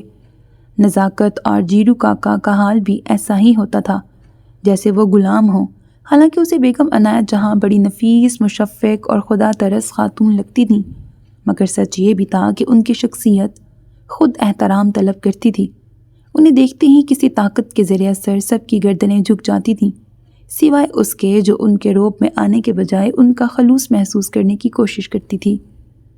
جب بہت دیر ہو گئی دادی کی آواز نہیں آئی تو اس نے آئینے میں دیکھ کر نم بالوں پر ہاتھ پھیرا، دوپٹہ ٹھیک سے اوڑھا اور سست سی چلتی باہر آئی۔ خود کو چھپاتے ہوئے اس نے نیچے دیکھا۔ اس طرح یہ سبیل بی بی کو گھر لائے ہیں۔ تمیز الدین کی آواز تکریم سے بھری تھی۔ اس اجنبی سے ابتدائی سوال جواب کے بعد شاید انہوں نے ان دونوں کے ملنے اور پھر گھر تک آنے کی ردات سنائی تھی۔ ہم بہت شکر گزار ہیں اور اس موسم میں ایک تکلیف دہ سفر کے لیے معذرت خواہ بھی۔ بیگم عنایت جہاں کی نرم آواز، مضبوط لہجہ اور ان کا مخصوص انداز وہ بھی مروب دکھائی دیا۔ ہماری دلی معذرت قبول کیجیے، ہمیں خوشی ہوگی اگر آپ ہمیں شرف میزبانی بخشتے ہوئے آج یہیں قیام کریں، وہ کہہ رہی تھیں، اور اسے معلوم ہو گیا سبیل نے پورے اعتماد سے سادہ انداز میں حکم دینا کہاں سے سیکھا ہے۔ بہت شکریہ، لیکن اس کی ضرورت نہیں، ذرا سی بارش ہی ہے۔ اس نے گردن موڑ کے دریچے سے باہر ایک نظر کی۔ تمیز الدین آپ کے لیے گیسٹ روم تیار کر دیں گے۔ ان کے لیے کب کسی اور کا ارادہ مرضی معنی رکھتی تھی؟ جو حکم نواب بیگم۔ انہوں نے سر خم کرتے اسے دیکھا۔ آئیے، وہ اسے ساتھ چلنے کا کہہ رہے تھے جس کے انداز میں ہچکچاہٹ در آئی تھی۔ تبھی سبیل زینے اترنے لگی۔ آواز پر سب ادھر متوجہ ہوئے۔ اس نے بھی نظر اٹھا کے دیکھا۔ چلیے، تمیز الدین نے ایک بار پھر کہا۔ میں بیگ لے لوں؟ اس نے باہر اشارہ کیا۔ صدیقی لے آئیں گے، آپ آرام کیجیے۔ ان کے منہ سے الفاظ نکلنے کی دیر تھی کہ صدیقی نے چابی کے لیے ہاتھ بڑھایا۔ وہ جزبز ہوا مگر چابی دے دی۔ آئیے، تمیز الدین نے اسے آگے چلنے کا کہا۔ اسی کمرے میں جانا تھا جہاں وہ پہلے تھا۔ ایک بار پھر زینے اترتے ہوئے ان کی آنکھیں ملیں۔ صفا وہاں نہیں تھی۔ جب وہ ان کے پاس پہنچی تو وہاں صرف عنایت جہاں اور دادی تھیں۔ وہ بڑے تکلف سے صوفے پر ٹکی تھی۔ سوری، اس نے دور سے ہی کان پکڑ لیے۔ ریئلی سوری، مگر سوچیں آنٹی، صحیح سلامت آ بھی تو گئی ہوں، دیکھیں انہیں۔ انہوں نے بیٹھے بیٹھے ہی پاس کھڑی دادی کا بازو پکڑ کے اس کی طرف رخ کیا۔ آپ کے صحیح سلامت لوٹ آنے کی یہ قیمت کیا معمولی ہے؟ دادی پہلے سے زیادہ سفید اور نڈھال تھیں۔ انہیں دیکھ کے لگ رہا تھا اب گریں گی کہ تب۔ میرا مقصد کسی کو پریشان کرنا نہیں تھا، آپ تو سمجھیں۔ اب میں اس قابل ہوں کہ اپنا خیال رکھ سکتی ہوں۔ اتنی احتیاط جو مجھے یہ بھی بلا دے کہ میں زندہ ہوں کس کام کی؟ وہ پہلی بار ان سے بحث کر رہی تھی، اپنی بات پہ ڈٹ رہی تھی۔ انہوں نے نسیم بانو کا بازو چھوڑ دیا۔ کیا آپ یہ چاہتی ہیں آپ کو زندہ ہونے کا احساس کرانے والی آزادی دادی کو زندگی سے آزاد کر دے؟ لہجہ اب بھی محبت اور نرمی سے بھرا تھا۔ کبھی نہیں، اس نے دادی کا ہاتھ تھاما۔ دادی، میرے لیے آپ سے بڑھ کے کچھ نہیں۔ نسیم بانو کے اندر نوحہ شروع ہوا۔ اس لیے آپ یقین رکھیں میں خود کو کچھ نہیں ہونے دوں گی، اپنی حفاظت آپ کے لیے کروں گی کہ مجھ سے آپ کی سانسیں جڑی ہیں۔ آخری بات وہ بے خبری میں 16 آنے سچ کہہ گئی تھی۔ مگر اب آپ سب بھی سمجھنے کی کوشش کریں، میں ساری زندگی اوک ہاؤس تک محدود نہیں رہ سکتی۔ اس نے دادی کا ہاتھ چھوڑا اور عنایت جہاں کے پاس بیٹھ گئی۔ آپ کی فکر اور پرواہ مجھے بہت اچھی لگتی ہیں آنٹی، لیکن یہ اتنی بڑی دنیا بھی تو بری نہیں۔ صفا ٹرے لیے ہال میں آئی اور میز پہ رکھ دی۔ تمیز الدین واپس نہیں آئے تھے، نہ صدیقی۔ آپ نے دنیا دیکھی نہیں ہے، اس لیے وہ کیسی ہے آپ نہیں جانتی۔ ایسی سچویشن میں جو جانتے ہیں ان کا مشورہ ہی صائب ہوتا ہے، تو مجھے دیکھ کے خود فیصلہ کرنے دیں، سبیل نے کہا، اور عنایت جہاں کے اندر شدید زور آور طیش کی لہر اٹھی۔ وہ ذرا بھی اپنے اصل سے الگ نہیں تھی۔ تبھی صدیقی بڑا سا ڈفل بیگ لیے واپس آ گیا۔ کمرے میں پہنچا دیجیے، عنایت جہاں نے کہا اور وہ آگے بڑھ گیا۔ ہم آپ کو سلامت دیکھ کر خوش ہیں، مگر نسیم بانو کی حالت نے ہمیں حد درجے فکر مند کر دیا ہے۔ اتنے صدموں کے بعد مزید ایک صدمہ ان کے لیے جان لیوا ثابت ہو سکتا ہے، اور ہم اپنی دوست سے شرمندہ نہیں ہونا چاہتے۔ وہ نسیم بانو کو دیکھ کے اپنائیت سے کہہ رہی تھی، اور نسیم بانو ان کا پیغام سمجھ کر مزید بے حال ہو رہی تھیں۔ آپ خود دیکھیے، ان کے کہتے ہی سبیل نے دادی کو دیکھا اور ان کی غیر ہوتی حالت دیکھ کر اٹھی اور جھٹ تھام کے قریبی صوفے پر بٹھا دیا۔ دادی، آپ کیوں اس قدر پریشان ہو رہی ہیں؟ میں اب ہوں تو آپ کے سامنے۔ اس نے ان کا ہاتھ تھام کے سہلایا۔ انہوں نے زبردستی مسکرانے کی کوشش کرتے ہوئے اس کے سر پہ ہاتھ رکھا۔ صدیقی واپس آیا تو اس کے ہمراہ تمیز الدین بھی تھے۔ ہم آج ایک بہت اہم کام ملتوی کر کے یہاں آئے ہیں۔ انہوں نے حاضرین پر ایک نگاہ ڈالی۔ امید کرتے ہیں دوبارہ اس طرح کا واقعہ پیش نہیں آئے گا۔ کل صدیقی آئیں گے، تب تک مہمان کو روک رکھیے گا۔ ہم انہیں بنا انعام کے رخصت نہیں کر سکتے۔ سبیل کا دل ناز سے بھر گیا، وہ ان کے لیے اتنی اہم تھی۔ اسے اپنی ماں پر رشک آتا تھا جن کی اتنی اچھی دوست تھی۔ تھینک یو آنٹی، اس نے جوش میں ان کا بایاں ہاتھ تھام لیا۔ وہ مسکرا دیں، جانے کیا چھپانے۔ ہم امید کرتے ہیں اب آپ اپنی دادی کو پریشان کریں گی نہ ہمیں یوں سب چھوڑ کے یہاں دوڑ لگانی پڑے گی۔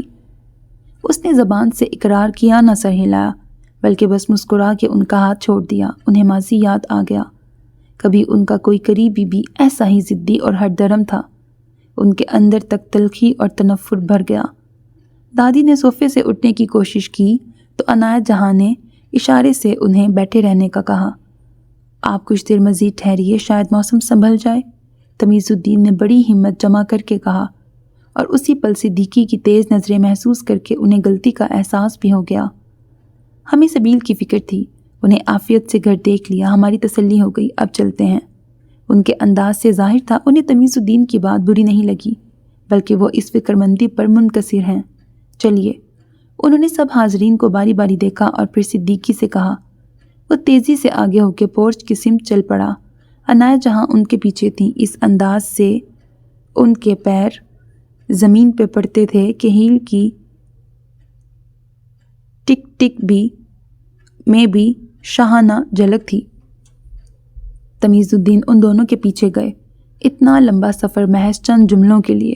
صفا نے ان کے نظروں سے اوجھل ہوتے ہی کہا اور ٹرے سے بسکٹ اٹھا کے صوفے پر گر گئی۔ تمہارے پہنچتے ہی کسی نے فون نہیں کیا؟ پلٹ ہی جاتی راستے سے۔ اس نے سبیل کو دیکھا جو اسے نظر انداز کر کے دادی کے پاس آئی۔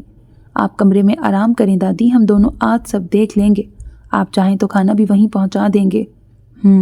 نسیم بانو اٹھنے لگیں۔ اس نے ان کا ہاتھ تھاما۔ میں چلی جاؤں گی۔ انہوں نے اسے دیکھا جو کمرے تک ہاتھ تھام کر لے جانے کو تیار تھی۔ اس کے چہرے کی اداسی اور ملال دیکھ کے بے اختیار ہی انہوں نے اس کے گال کو چھوا۔ میں ٹھیک ہوں۔ انہیں ایک دم احساس ہوا تھا کہ وہ بے خبر تو کہیں سے ذمہ دار نہیں، بلکہ یہاں سب سے زیادہ قابل رحم اور مظلوم وہی تھی۔ تم پریشان نہ ہو، بس آئندہ ایسی حماقت نہ کرنا۔ وہ ان کی بات پر مسکرا دی۔ نسیم بانو اپنے کمرے میں چلی گئیں۔ باہر سے کار کے انجن کی آواز آئی اور وہ صفا کے قریب بیٹھ گئی۔ اتنی ہلچل ساری زندگی میں نہیں دیکھی جتنی آج دیکھ لی۔ اس نے صفا کو دیکھا۔ اور پہلا مہمان بھی لے آئیں تم ساتھ۔ صفا کا لہجہ تیز تھا۔ کب تک معافی ملے گی تمہاری طرف سے؟ سبیل نے صوفے کی پشت سے ٹیک ہٹا کے سیدھا سوال کیا۔ میں کون تمہیں معافیاں دینے والی؟ اس نے معصومیت سے کہا۔ معاف کر دو، پکا اگلی بار تمہیں بھی لے کے جاؤں گی۔ توبہ جو اکیلی گئی۔ اس نے کان کو ہاتھ لگائے اور صفا ضبط کرتے کرتے ہار کے مسکرا دی۔ جلدی عقل آ گئی؟ اس ماحول اور زمین کے تنہا سے گوشے میں وہ دونوں زیادہ دیر سنجیدہ رہ ہی نہیں سکتی تھیں۔ ذرا دیر نہیں ہوئی تھی، تناؤ بھری فضا ختم ہوئے کہ ان کے مزاج اپنی جون میں لوٹ آئے۔ جو میسر ہو اسی میں وقت کو خوشگوار اور سہل بنانا انسان سیکھ ہی جاتا ہے۔ اور پھر وہ دونوں باقیوں کے مقابلے میں جوان تھیں۔ ان کے اندر سب شباب پر تھا، جوش، خواب، حوصلہ، دل اور ارمان بھی۔ کار گیٹ سے نکلی تھی کہ صدیقی نے بیک ویو مرر میں دیکھا۔ بیگم عنایت جہاں کی نظریں جھکی تھیں اور چہرہ تنا تھا۔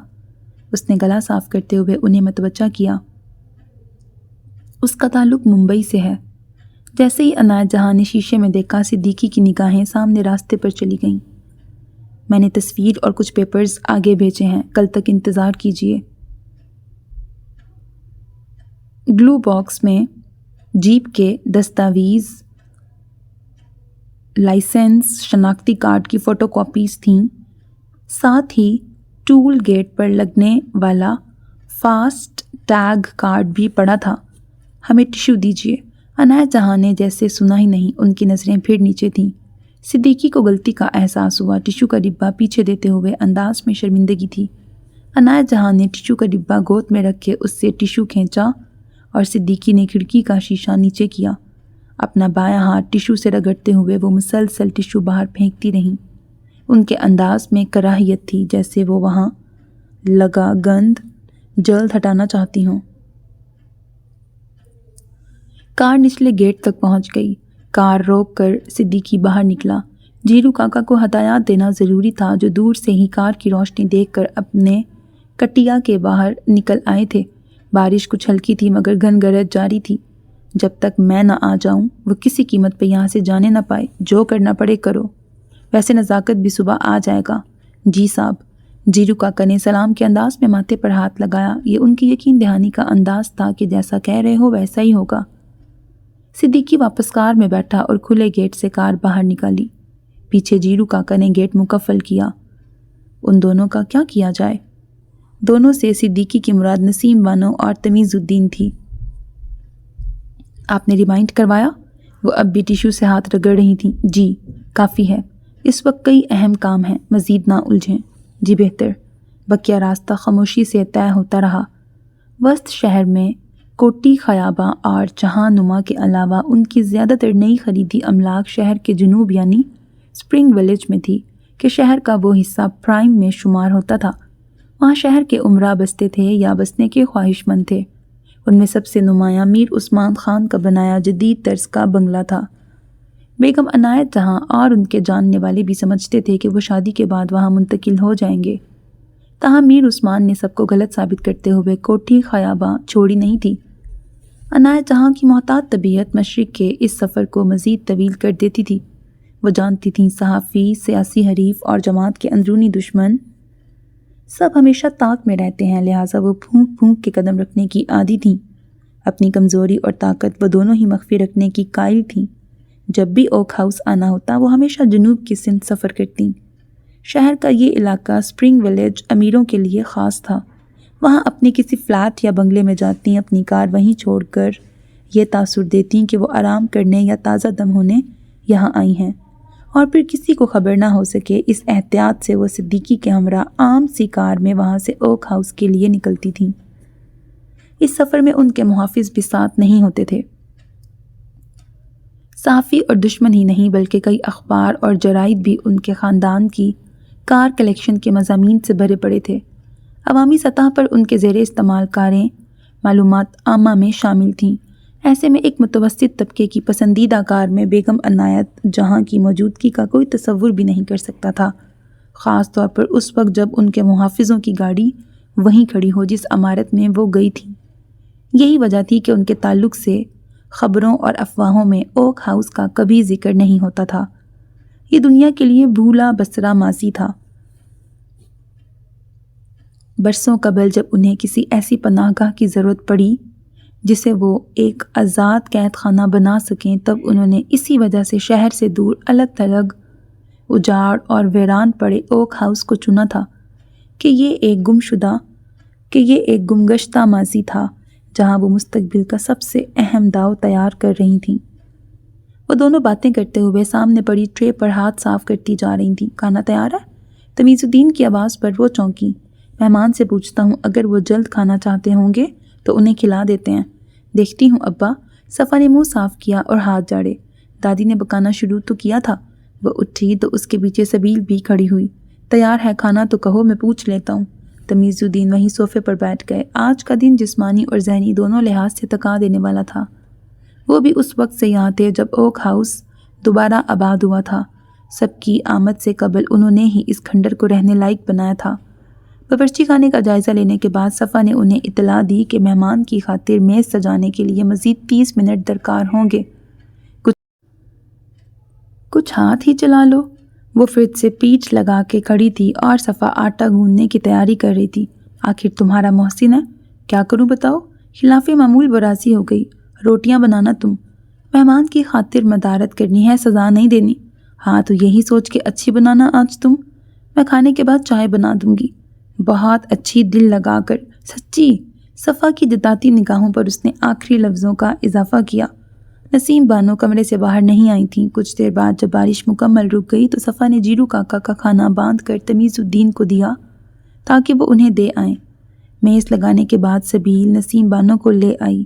میز باورچی خانے میں ہی تھی۔ اس دور کی بے حد وزنی میز اور کرسیاں ان دونوں نے ایک بار وہاں سے ہٹانے کی کوشش کی اور پھر ہمیشہ کے لیے توبہ کر لی تھی۔ مہمان تب سے وہیں تھا جہاں تمیز الدین اسے چھوڑ آئے تھے۔ اب بھی وہ اسے بلانے گئے اور وہ ان کے ہمراہ باورچی خانے میں آیا۔ اس کا لباس بھی تبدیل ہو گیا تھا۔ اس نے نسیم بانو کو سلام کیا اور انہوں نے اس کی سمت دیکھے بنا جواب دیا۔ تمیز الدین میزبان کے فرائض نبھا رہے تھے۔ سبیل کا خیال تھا ان دونوں کو مہمان کے بعد کھانا چاہیے، مگر صفا اسے اتنا پروٹوکول دینے کو تیار نہیں تھی، لہٰذا وہ دونوں بھی ساتھ بیٹھی تھیں۔ چونکہ ذرا دیر پہلے بیگم عنایت جہاں کے لیے تیار ہوئی ٹرے ان دونوں نے خالی کی تھی، اس لیے اب برائے نام چاول رکابی میں ڈالے کھانے کی رسم ادا کر رہی تھیں۔ تمیز الدین کے ایک آدھ جملے کے علاوہ یہ عشایہ خاموشی سے اختتام پذیر ہوا تھا۔ نسیم بانو پھر کمرے میں چلی گئیں۔ تمیز الدین اسے لیے ہال میں بیٹھ گئے۔ وہ ان سے بستی سے الگ تھلگ ہونے کے باعث روزمرہ کی ضروریات کی مشکلات پوچھ رہا تھا۔ تمیز الدین سنبھل کے محتاط اور مبہم جواب دے رہے تھے۔ انہیں غلطی کا احساس ہوا۔ اسے ہال میں اپنے ساتھ روکنا نہیں چاہیے تھا، مگر صفا نے کہا تھا کہ وہ چائے لا رہی ہیں، انتظار کریں۔ اللہ اللہ کر کے سبیل کی چائے پکی۔ تم ہی لے جاؤ، اتنی محنت سے کھانا بنانے کے بعد مجھے اپنا نام نہیں ڈبونا۔ اس نے ہاتھ کھڑے کر لیے۔ صرف روٹی اور چاول بنائے ہیں تم نے؟ سبیل نے گھورتے ہوئے ٹرے اٹھائی۔ جو بھی بنایا ہو، یہ نام ڈبونے والی چائے اپنے کھاتے میں نہیں لکھوانی۔ جاؤ میں برتن دھو لوں۔ وہ ساتھ چلنے پر بھی نہ مانی۔ دیکھنا میری چائے کی تعریف ہوگی آج۔ اس نے ناز سے گردن اکڑائی۔ ایک تو اتنے بڑے بڑے کمرے تھے یہاں کے، باورچی خانے سے چل کر صوفے تک جانا، وہ بھی اس صوفے تک جہاں بیٹھے مہمان کی نظر سیدھی آپ پر پڑ رہی ہو، خاصا مشکل تھا۔ ٹرے میز پہ رکھ کے اس نے پہلا کپ تمیز الدین کی طرف بڑھایا۔ بیٹا میں کہاں رات میں چائے پیتا ہوں؟ نہ اسے یاد آئی تھی یہ بات، نہ صفا کو۔ اچانک اسے انداز اپنا کا 2 چائے کے کپوں والا منظر یاد آ گیا۔ یہ تم پی لو، انہوں نے کہا اور اس نے وہ کپ میز پہ رکھ کے دوسرا کپ اٹھا کے اسے دیا۔ پہلے ہی اپنی بنائی چائے کے لیے دل حساس تھا، اس پر تمیز چاچا کا انکار۔ بے خیالی میں وہ اپنا کپ اٹھا کے سیدھی ہوئی اور ہاتھ اوپر اٹھایا ہی تھا کہ تمیز الدین چاچا نے تمیز یاد دلائی۔ بیٹھ کے پیو بیٹا۔ وہ خجل سی صوفے پہ بیٹھ گئی اور نظر اٹھاتے ہی پچھتائی۔ وہ عین مہمان کے سامنے تھی، سب کچھ نیا تھا۔ سامنے مہمان، وہ بطور میزبان، ہال کی یہ صورتحال اور ہاتھ میں اپنی بنائی چائے۔ اس نے ایک گھونٹ لیا اور سبیل کو دیکھا۔ اس نے بھی گڑبڑا کے کپ ہونٹوں سے لگا کے چائے اندر اتاری اور سارا ناز اڑن چھو ہو گیا۔ اس نے سبیل سے نظر ہٹائے بنا دوسرا گھونٹ لیا اور سبیل کا دل کیا اٹھ کے اس کے ہاتھ سے کپ لے۔ اپنے ہی الفاظ کان میں گونجے تھے، مہمان کی خاطر مدارت کرنی ہے، سزا نہیں دینی۔ تمیز الدین کو جمائی آئی اور آدم نے انہیں دیکھا۔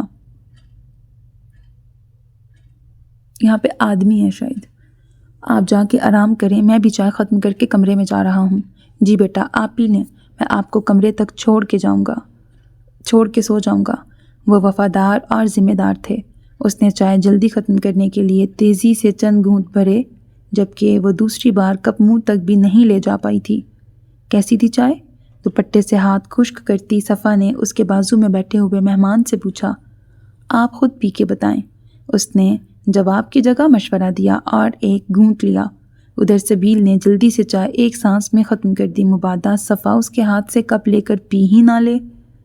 صفا نے عادتاً سوال تو داغا مگر فوراً سنبھل بھی گئی۔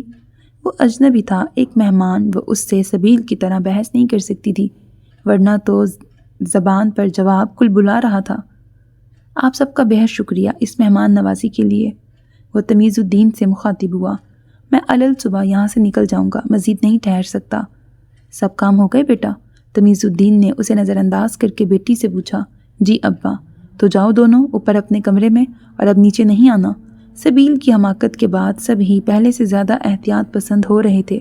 چلو، اس نے جھٹ کھڑے ہو کے سبیل کو دیکھا، وہ کپ ٹرے میں رکھ کے اٹھ گئی۔ یہ میں رکھ دوں گا، تم جاؤ۔ تمیز الدین انہیں وہاں سے غائب کرنا چاہتے تھے۔ وہ دونوں زینے چڑھ کے اوپر آ گئیں۔ اس نے بھی جلدی سے چائے ختم کی اور اٹھ گیا۔ تمیز الدین کا نیند سے برا حال اس سے چھپا نہیں تھا۔ حسب دستور ثروت خاتون جاگ رہی تھیں۔ وہ ان کی آمد کے بعد ہی سوتی تھیں۔ رشی آ گئے ہیں؟ انہوں نے بیٹے کا پوچھا۔ جی نہیں۔ عنایت جہاں نے کلائی پہ بندی گھڑی میں وقت دیکھا اور اسی وقت صاحبزادے کو فون ملایا۔ ہماری ایک ہی گزارش تھی کہ الیکشن تک مڈ نائٹ سے پہلے گھر آ جایا کریں۔ رشی کا یس موم سنتے ہی انہوں نے پیار سے کہا۔ ساری دنیا میں ان کی سب سے عزیز ہستی، ان کے جینے کی وجہ کیسے ہی حالات ہوں، وہ کتنی ہی پریشان یا مصروف ہوں، بیٹے کا ذکر، اس کی آواز، موجودگی، سب انہیں خوش کرتے تھے۔ جلدی پہنچیے بیٹا۔ انہوں نے کچھ دیر دوسری جانب سے بات سننے کے بعد فون رکھ دیا۔ ہم کھانا نہیں کھائیں گے، آپ سو جائیں۔ ان کے لیے یہ ایک تھکانے والا دن تھا۔ اپنی خوابگاہ کی سمت جاتے ہوئے وہ رک کے پلٹیں۔ میر عثمان اور عدن آ گئے ہیں؟ جی، عثمان صاحب جلد آئے تھے، ڈنر انہوں نے بیڈ روم میں ہی کیا۔ عدن کے بغیر؟ آخر کچھ تو بات آگے بڑھی۔ انہوں نے سوچا، نہیں، بہو بیگم ساتھ تھیں۔ ثروت خاتون کا مؤدب انداز ذرا ادھر ادھر نہیں ہلا تھا۔ بات اس سمت میں آگے بڑھے گی، انہوں نے یہ تو نہیں سوچا تھا۔ وہ اپنی خوابگاہ کی سمت چل پڑیں۔ انہوں نے تھکے ذہن کو آزاد چھوڑ دیا۔ آج کا دن مشکل تھا، اب انہیں کل کے لیے تازہ دم ہونے کے لیے آرام کرنا تھا۔ صفا سو گئی تھی، وہ بھی اس کے بازو میں لیٹی سونے کی کوشش کر رہی تھی، مگر نیند کا کہیں پتہ نہیں تھا۔ بارش تھمی تھی، تاہم گاہے گاہے بادل اپنی برسنے کی خواہش بلند آواز میں بیان کر رہے تھے۔ اس سناٹے میں دوسری آواز بگیرا کی تھی، جو آج شاید ٹھنڈ کی وجہ سے زیادہ بھونک رہا تھا۔ یہ اس کی 18-19 سالہ زندگی کا واحد وارداتوں بھرا دن تھا۔ ذہن دن بھر کے واقعات دہرا رہا تھا۔ کیا اس کے بعد کچھ بدلے گا؟ اسے خود محسوس ہوتا تھا۔ اس نے تسلیم بھی کر لیا تھا کہ عمر کے ساتھ وہ بدل رہی تھی۔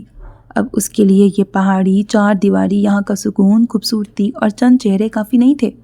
وہ اکثر خود سے الجھتی بھی تھی کہ جب صفا ایسا نہیں سوچتی تو اس کو کیا ضرورت پڑی ہے یہاں سے جانے کو، مچلنے کی، مگر یہ اس کے اختیار میں نہیں رہا تھا۔ سب سے اہم کہ اب تک یہاں محدود رہنے کی وجہ اس کے دل کو نہیں لگتی تھی۔ یہ ایسی توجہ نہیں تھی جس کی بنا اتنے برس بعد بھی وہ ڈرتے رہتے۔ ایسے جینے کا کیا فائدہ، یہ خیال اسے بار بار آتا تھا، اور ہر بار وہ اپنی دادی کو دیکھ کے خود کو بہلا لیتی تھی۔ وہ اٹھ کے بیٹھ گئی، دماغ پھر باغی ہونے لگا تھا۔ بہتر تھا وہ کچھ اوٹ پٹانگ لکھ لیتی۔ اس نے ڈائری اٹھائی اور خفیف روشنی والی بتی جلا کے کھڑکی میں آ بیٹھی۔ نیچے گیٹ کے ایک طرف سیاہ جیپ کھڑی تھی اور اندر مہمان کچھ تلاش کر رہا تھا۔ ذرا دیر کی کوشش کے بعد ناکام ہو کے اس نے اندر کی بتی بجھائی اور باہر نکل آیا۔ ہال میں جانے کے بجائے وہ جیپ کے بونٹ سے ٹک کے جیب سے فون نکال کے دیکھنے لگا۔ پورچ کی بتیاں جل رہی تھیں، ورنہ وہ اسے دیکھ نہ پاتی۔ یہ صبح یہاں سے واپس جائیں گے، اگر میں پھر سے میری توبہ، اس نے خود کو سرزنش کی۔ یہ پیارا اتفاق تھا، ہم پھر نہیں ملیں گے۔ مجھے یہ اجنبی، یہ محسن، یہ مہرباں ہمیشہ یاد رہے گا۔ وہ سوچتے ہوئے اسے غور سے دیکھ رہی تھی، جیسے یاد رکھنے کے لیے ذہن نشین کر رہی ہو۔ اوہ، میں نے نام بھی نہیں پوچھا۔ یکایک یاد آیا، وہ شاید صبح نکل جائیں، میرے جاگنے سے پہلے ہی۔ بادل زور سے گرجا اور اس نے فون سے سر اٹھا کر آسمان کو دیکھا۔ وہاں سے پلٹتے ہوئے نظر دریچے میں الجھ گئی۔ وہ ڈائری سینے سے لگائے اسے ہی دیکھ رہی تھی۔ وہ نظر ہٹاتا اس سے پہلے سبیل نے بے اختیار ہی شتابی سے ہاتھ ہلا کے اسے رکنے کا اشارہ کیا۔ بنا سوچے سمجھے یہ بڑی بے ساختہ حرکت تھی۔ پہلے اس نے ڈائری کھولی، مگر اس میں کتنا بھی بڑا لفظ دکھتی، نیچے سے دیکھنا اور سمجھنا مشکل تھا۔ ایک بار پھر اسے وہیں رکنے کا اشارہ کرتی وہ کھڑکی سے ہٹ گئی۔ وہ کچھ حیران سا اور کچھ متجسس سر اٹھائے دریچے کو دیکھتا رہا۔ ادھر ادھر تیزی سے متلاشی نظریں گھماتے ہوئے نگاہ سفید دوپٹے پر ٹھہر گئی۔ اس نے پرانے طرز کی شیشے والی آرائشی میز کا دراز ہلکے سے کھولا تاکہ آواز نہ ہو، اور کاجل نکال کے 2-4 تہہ لگا کر دوپٹہ فرش پر بچھایا، کچھ لکھا اور پھر دوپٹہ لیے کھڑکی میں آئی۔ وہ ادھر ہی دیکھ رہا تھا۔ اس نے طے کیا دوپٹہ دونوں ہاتھوں میں پکڑ کے بینر کی طرح پھیلایا۔ نیچے اس کے لب ہلے اور سبیل کے چہرے پر خوشی پھیل گئی۔ اس نے انگریزی کے 3 حروف NAM اور اس کے آگے سوالیہ نشان کا مطلب درست سمجھا تھا۔ وہ دوپٹہ ہاتھ میں لیے کھڑکی میں بیٹھ گئی۔ ایک بار پھر اس کے لب ہلے۔ وہ بے آواز ہی اپنا نام بتا رہا تھا مگر اسے سمجھ میں نہ آیا۔ اس نے نفی میں سر ہلایا اور وہ ہونٹ بھینچ کے ادھر ادھر دیکھنے لگا۔ جیپ کو دیکھا، اندر رکھی چیزوں کو سوچا، ہاتھ میں دھرے فون پر نظر کی، مگر سبیل اپنی کھڑکی سے پڑھ سکے ایسا کچھ نہیں ہو سکتا تھا۔ کہیں وہ چیخ کر ہی نہ بول دیں۔ سبیل کو خدشہ لاحق ہوا۔ صفا جاگ سکتی تھی اور پھر اس کی کلاس لازمی تھی۔ اسے اپنا یہ ننھا سا کارنامہ اور دماغ لڑا کے نام پوچھنا اچھا لگ رہا تھا۔ اس کے اندر پہلی بار سب کی موجودگی میں چوری چھپے کچھ کر گزرنے والا جوش ابھرا تھا۔ یہ معمولی سا عمل بھی اس کے لیے سنسنی خیز تھا، اور اس کی ٹھنڈی ٹھہری زندگی میں اتنی سنسنی بھی بہت بڑی چیز تھی۔ کل وہ تمیز الدین سے بھی اس کا نام پوچھ سکتی تھی۔ وہ نام پوچھنے اس وقت دروازہ کھول کے نیچے اتر بھی جاتی تو کس نے دیکھنا اور روکنا تھا، مگر اس کے ذہن میں یہ خیال آیا ہی نہیں۔ تمیز الدین نے نیچے آنے سے منع کیا تھا اور اس کا مطلب تھا اب وہ دونوں صبح ہی نیچے جائیں گی۔ ان کی زندگی جس طرز پہ گزری تھی وہ ان رویوں اور معمول کی عادی تھی۔ اس نے اوپر سبیل کو دیکھا اور پھر فون جیب میں رکھ کے جیپ سے ذرا دور زمین پر جھک گیا۔ ذرا دیر بعد واپس جیپ کے پاس آیا تو ہاتھ میں اکٹھی کی کوئی چیز بونٹ پہ رکھتا جا رہا تھا۔ ہاتھ خالی ہوئے تو وہ اس کی طرف دیکھتا، پھر زمین کی طرف جھک گیا اور جھک کے وہی سب دہرایا۔ 3-4 بار ایسا کرنے کے بعد اس نے موبائل ٹارچ بونٹ پر روشن کی۔ وہاں دوپٹے کی طرح بھیگے ننھے پتھروں کی ترتیب سے انگریزی کے 4 حروف تھے، AADM۔ سبیل نے 2-3 بار وہ حروف ملا کے پڑھے اور لفظ یا نام بوجھنے کی کوشش کی۔ آدم۔ آخر اسے سمجھ میں آ گیا۔ اس نے ایک گہری مسکراہٹ کے ساتھ انگوٹھے سے تھمز اپ کا اشارہ دیا۔ آدم نے ہلکے رنگوں کے پتھر زیادہ چنے تھے۔ ایک ہلکی مسکراہٹ کے ساتھ اس نے ٹارچ بند کی اور پورچ کی سمت بڑھ گیا۔ اس کا یہ ذرا دیر کا انوکھا تامل، راز و انکشاف، محبت و نفرت، سازش و انتقام سے بھری آدم سبیل کی داستان کا آغاز تھا، اور یہ بھیگی شب اس کی پہلی گواہ تھی۔ وہ وہیں بیٹھی رہی، پھر کچھ دیر بعد ڈائری کھول کے لکھنے لگی۔ اس کی شمع آج چھوٹا سا سفیدی مائل پتھر تھی۔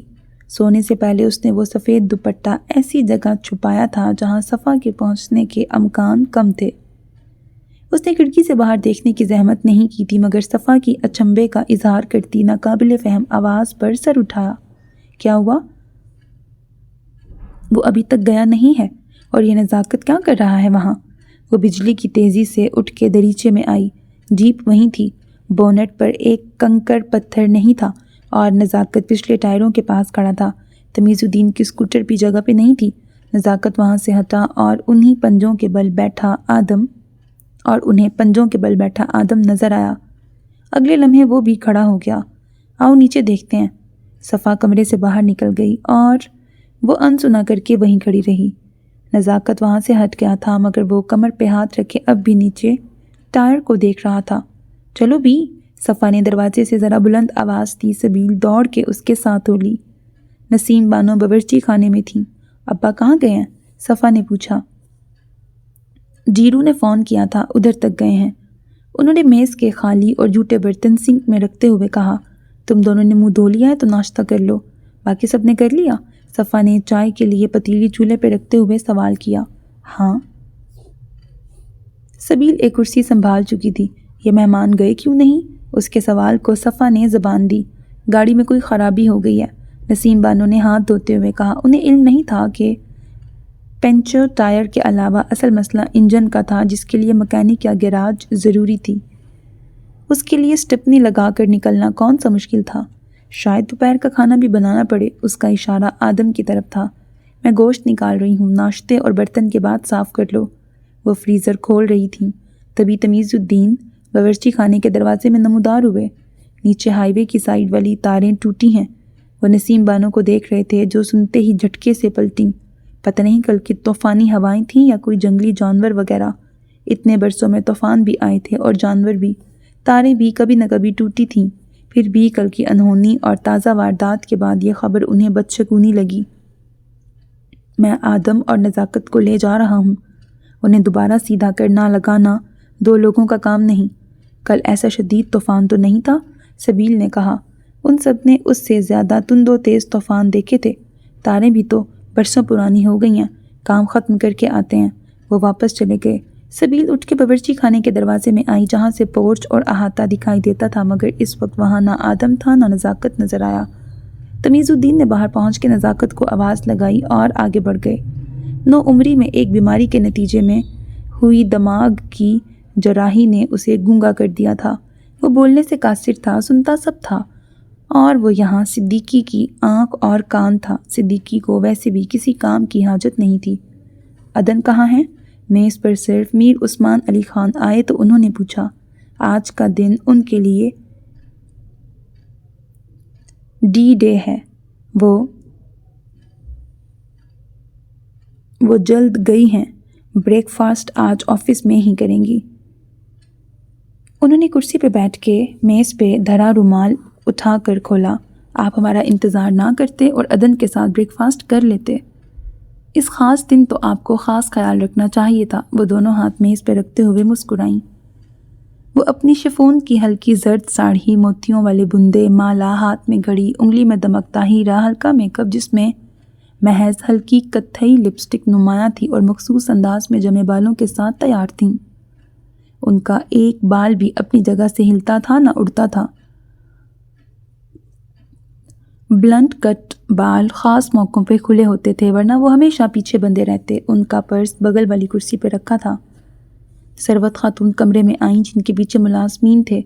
ہماری اس پیشکش سے زیادہ انہیں اس گھر کی روٹین کا خیال ہے، لہٰذا انہوں نے رد کر دی۔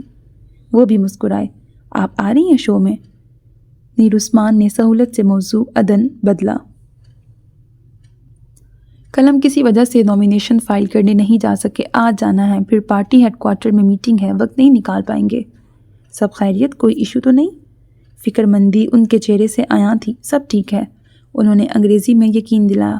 ناشتے کے دوران ان کی گفتگو ان کے انتخابی ریلیوں کے مقامات کے گرد ہی گھومتی رہی۔ بیگم عنایت جہاں نے کافی کا کپ رکھا ہی تھا کہ ان کا فون بجا۔ انہوں نے معذرت کرتے ہوئے فون اٹھایا۔ دوسری جانب کی بات سنتے ہوئے انہوں نے تاثرات قابو میں رکھے تھے، مگر فون رکھتے ہی وہ اٹھ کھڑی ہوئیں۔ ہمارا ڈی ڈے بھی کہہ رہا ہے ہم جلد آفس پہنچیں۔ انہوں نے مسکرا کے بھائی کو دیکھا۔ ہم سے تنہا یہاں بیٹھا نہیں جائے گا۔ انہوں نے بھی ہاتھ کھینچ لیا، پانی کے چند گھونٹ لیے اور رومال سے منہ کے گوشے صاف کرتے ہوئے اٹھ کھڑے ہوئے۔ ساتھ ہی نکلتے ہیں۔ انہوں نے سوٹ جیکٹ کا بٹن بند کرتے ہوئے عنایت جہاں کو ان سے آگے چلنے کا اشارہ کیا۔ میر عثمان کا دن مصروف گزرتا تھا۔ بزنس ان کا شوق، ان کا نشہ اور نجات دہندہ تھا۔ دولت کی ان کے پاس کمی نہ تھی۔ ان کی 2-3 پشتیں بھی ساری عمر بیٹھ کر شاہانہ زندگی گزار سکتی تھیں، مگر انہیں خود کو کرامت بنائے رکھنا پسند تھا۔ یہ تو شادی کے بعد انہیں رفتار کم کرنی پڑی تھی کہ اب ان کے وقت میں عدن کا بھی حصہ تھا اور فرض شناسی ان کی فطرت تھی۔ اب وہ گھر جلد آ جاتے تھے، عدن کے ساتھ مختلف تقریبات میں شرکت کے لیے بھی وقت نکالتے تھے۔ سر، انہوں نے کل سے 2 بار کال کی ہے اور یہ ڈائریکٹلی آپ سے بات کرنے کی ضد کر رہے ہیں۔ کار کوٹھی خیاباں سے باہر نکلی ہی تھی کہ معاون نے ایک پرچی ان کی طرف بڑھائی، جس پر ایک نام درج تھا۔ چنندہ افراد ہی تھے جن کے پاس ان کا ذاتی فون نمبر تھا یا وہ سیدھے ان سے بات کر سکتے تھے۔ مسٹر وسیم علوی۔ انہوں نے پرچی تھام کے نام پڑھا جس پر نام کے ساتھ فون نمبر بھی درج تھا۔ کون ہے؟ معاون نے ٹیب کی اسکرین روشن کی اور اس میں دیکھتے ہوئے انگریزی میں کہنا شروع کیا۔ ان کا تعلق ہے تو اسی صوبے اور علاقے سے، مگر یہ پچھلے 20-22 سالوں سے ممبئی میں مقیم ہے۔ ان کی NGO کئی فلاحی کام کرتی ہے جس میں ایک یتیم خانہ اور اسکول بھی ہیں۔ ان کی ویب سائٹ کے مطابق یہ شہر میں مشہور سماجی خدمتگار کے طور پہ مشہور ہیں۔ وسیم الفی۔ میر عثمان نے آنکھیں چھوٹی کیں جیسے ذہن پہ زور دے کر یاد کرنے کی کوشش کر رہے ہوں۔ نظر ان کی پرچی پر تھی۔ شاید ڈونیشن وغیرہ کے سلسلے میں بات کرنا چاہتے ہوں۔ انہوں نے پرچی واپس معاون کو تما دی۔ نیکسٹ کال کریں تو پوچھیے گا، ڈونیشن کا ایشو ہو تو کنسرن ڈپارٹمنٹ سے کانٹیکٹ کروا دیجیے گا۔ بہتر سر۔ وہ انہیں دن بھر کے کام اور ملاقاتوں کی ترتیب و تفصیل گوش گزار کرانے لگا۔ دفتر پہنچ کر انہوں نے اپنے معاون کو کسی کام سے روانہ کیا اور تنہا اندر پہنچتے ہی دروازہ بند کیا۔ ان کے دفتر کی آرائش بھی شاہانہ زبان بولتی تھی۔ اپنی بڑی سی میز کے پیچھے کرسی پہ بیٹھتے ہوئے وہ وہی نمبر ملا رہے تھے جو انہوں نے پرچی سے دیکھ کر یاد کیا تھا۔ دوسری جانب رنگ ہو رہی تھی۔ ان کی پیشانی کی لکیریں اور دل کی دھڑکنوں میں اضافہ ہوتا جا رہا تھا۔ دربان نے دروازہ کھولا۔ وہ اندر بیٹھی اور کار آگے بڑھ گئی۔ کار کا رخ ان کے دفتر کی جانب تھا۔ گیٹ سے باہر نکلتے ہی صدیقی نے جو کار چلا رہا تھا بیک ویو مرر میں انہیں دیکھا، جو سوالیہ نظروں سے اسے ہی دیکھ رہی تھیں۔ کل رات اوک ہاؤس کی روڈ سائڈ والی فینس ٹوٹ گئی ہے۔ اتنے برسوں میں یہ کبھی کبھار ہوا تھا، مگر اس وقت وہاں ایک اجنبی کی موجودگی اسے اہم بنا رہی تھی۔ بیگم عنایت جہاں کے چہرے پر ناگواری ابھری۔ یہ خراب موسم یا کوئی جانور ہو سکتا ہے یا نیچے دیہات کے شرارتی لڑکے، مگر صدیقی نے وقفہ لیا۔ پرانی ای میلز ڈیلیٹ کرتے ہوئے ایک میگزین کا ای میل نظر سے گزرا جس میں انہوں نے اوک ہاؤس پر فیچر لکھنے کے لیے اسے وزٹ کرنے کی اجازت اور اس کا پراپر ایڈریس مانگا گیا۔ لہجہ بھر رک کے انہوں نے بیک ویو مرر میں عنایت جہاں کو دیکھا جو توقع کے مطابق حیران تھیں۔ کتنا پرانا ہے ای میل؟ کچھ ہفتے پہلے کا، مگر اس کے بعد کوئی فالو اپ نہیں ہے۔ انہوں نے اچھی خبر دی۔ ہاں، مگر کسی کو اوک ہاؤس یاد آیا ہے یا یاد ہے؟ اور عنایت جہاں اتنی ہی محتاط تھیں، ان کی پیشانی شکنوں سے پر ہو گئی تھی۔ اور وہ لڑکا آدم؟ صدیقی نے پہلو بدلا۔ وہ پولیس سے بھاگ رہا ہے، یعنی فرار مجرم ہے۔ عنایت جہاں چونکی۔ So میرے عزیز listeners, this was the end of episode 2 of the novel آہے نیم کش۔ اگر میں ابھی تک کا فیڈ بیک دوں تو ابھی تو صرف 2 ایپیسوڈز ہوئی ہیں، اتنا کچھ اوپن نہیں ہوا کیونکہ مجھے لگتا ہے کہ یہ ایک لانگ ناول ہوگا اور اس میں ابھی آہستہ آہستہ بہت ساری لیئرز ہیں جو کہ اوپن ہوں گی، تو جج کرنا ابھی اس کو قبل از وقت ہوگا۔ لیکن ہاں، مجھے لگتا ہے بہت ساری ٹویسٹ اینڈ ٹرنز آنے ہیں اور بہت سارے ڈفرینٹ جانراز کو کور کرے گا یہ ناول۔ اور آسیہ رئیس خان اوبیسلی ان رائٹرز میں سے ہیں جن پر میں بلائنڈلی ٹرسٹ کر سکتی ہوں، چاہے ان کا کوئی شارٹ ناول ہو یا لانگ ناول ہو۔ I am damn sure about it کہ وہ ناول بہت اچھا ہوگا۔ نہ صرف اچھا ہوگا بلکہ آپ کو مورل لیسن بھی کچھ نہ کچھ سیکھنے کو ملے گا، with of course happy ending.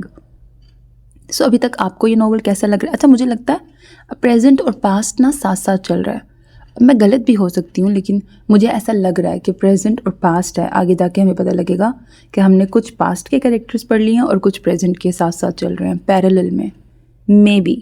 باقی پتہ کچھ نہیں، ہم کچھ کہہ نہیں سکتے کیونکہ میں جسٹ ایک ریڈر ہوں۔ مجھے رائٹرز کی وہ بہت مزے کے ٹویسٹ اینڈ ٹرنز لے آتی ہیں۔ ہمارا ایز اے ریڈر ہمارا شاید دماغ اتنی ڈیپتھ تک نہیں جاتا، نہیں سوچ پاتا جتنا کہ تخیلاتی دماغ رائٹرز کا ہوتا ہے۔ اور اوبیسلی کچھ رائٹرز بہت اچھا لکھتے ہیں، اس میں تو کوئی ڈاؤٹ ہی نہیں ہے۔ سو آپ نے بھی اپنا فیڈ بیک دینا، یہ ناول آپ کو کیسا لگ رہا ہے، اور چینل کو سبسکرائب کرنا، ویڈیو کو لائک کرنا ہرگز نہ بھولیے گا، because that's how you can encourage me and that's the only kind of support and encouragement which I want from all of you. اللہ حافظ۔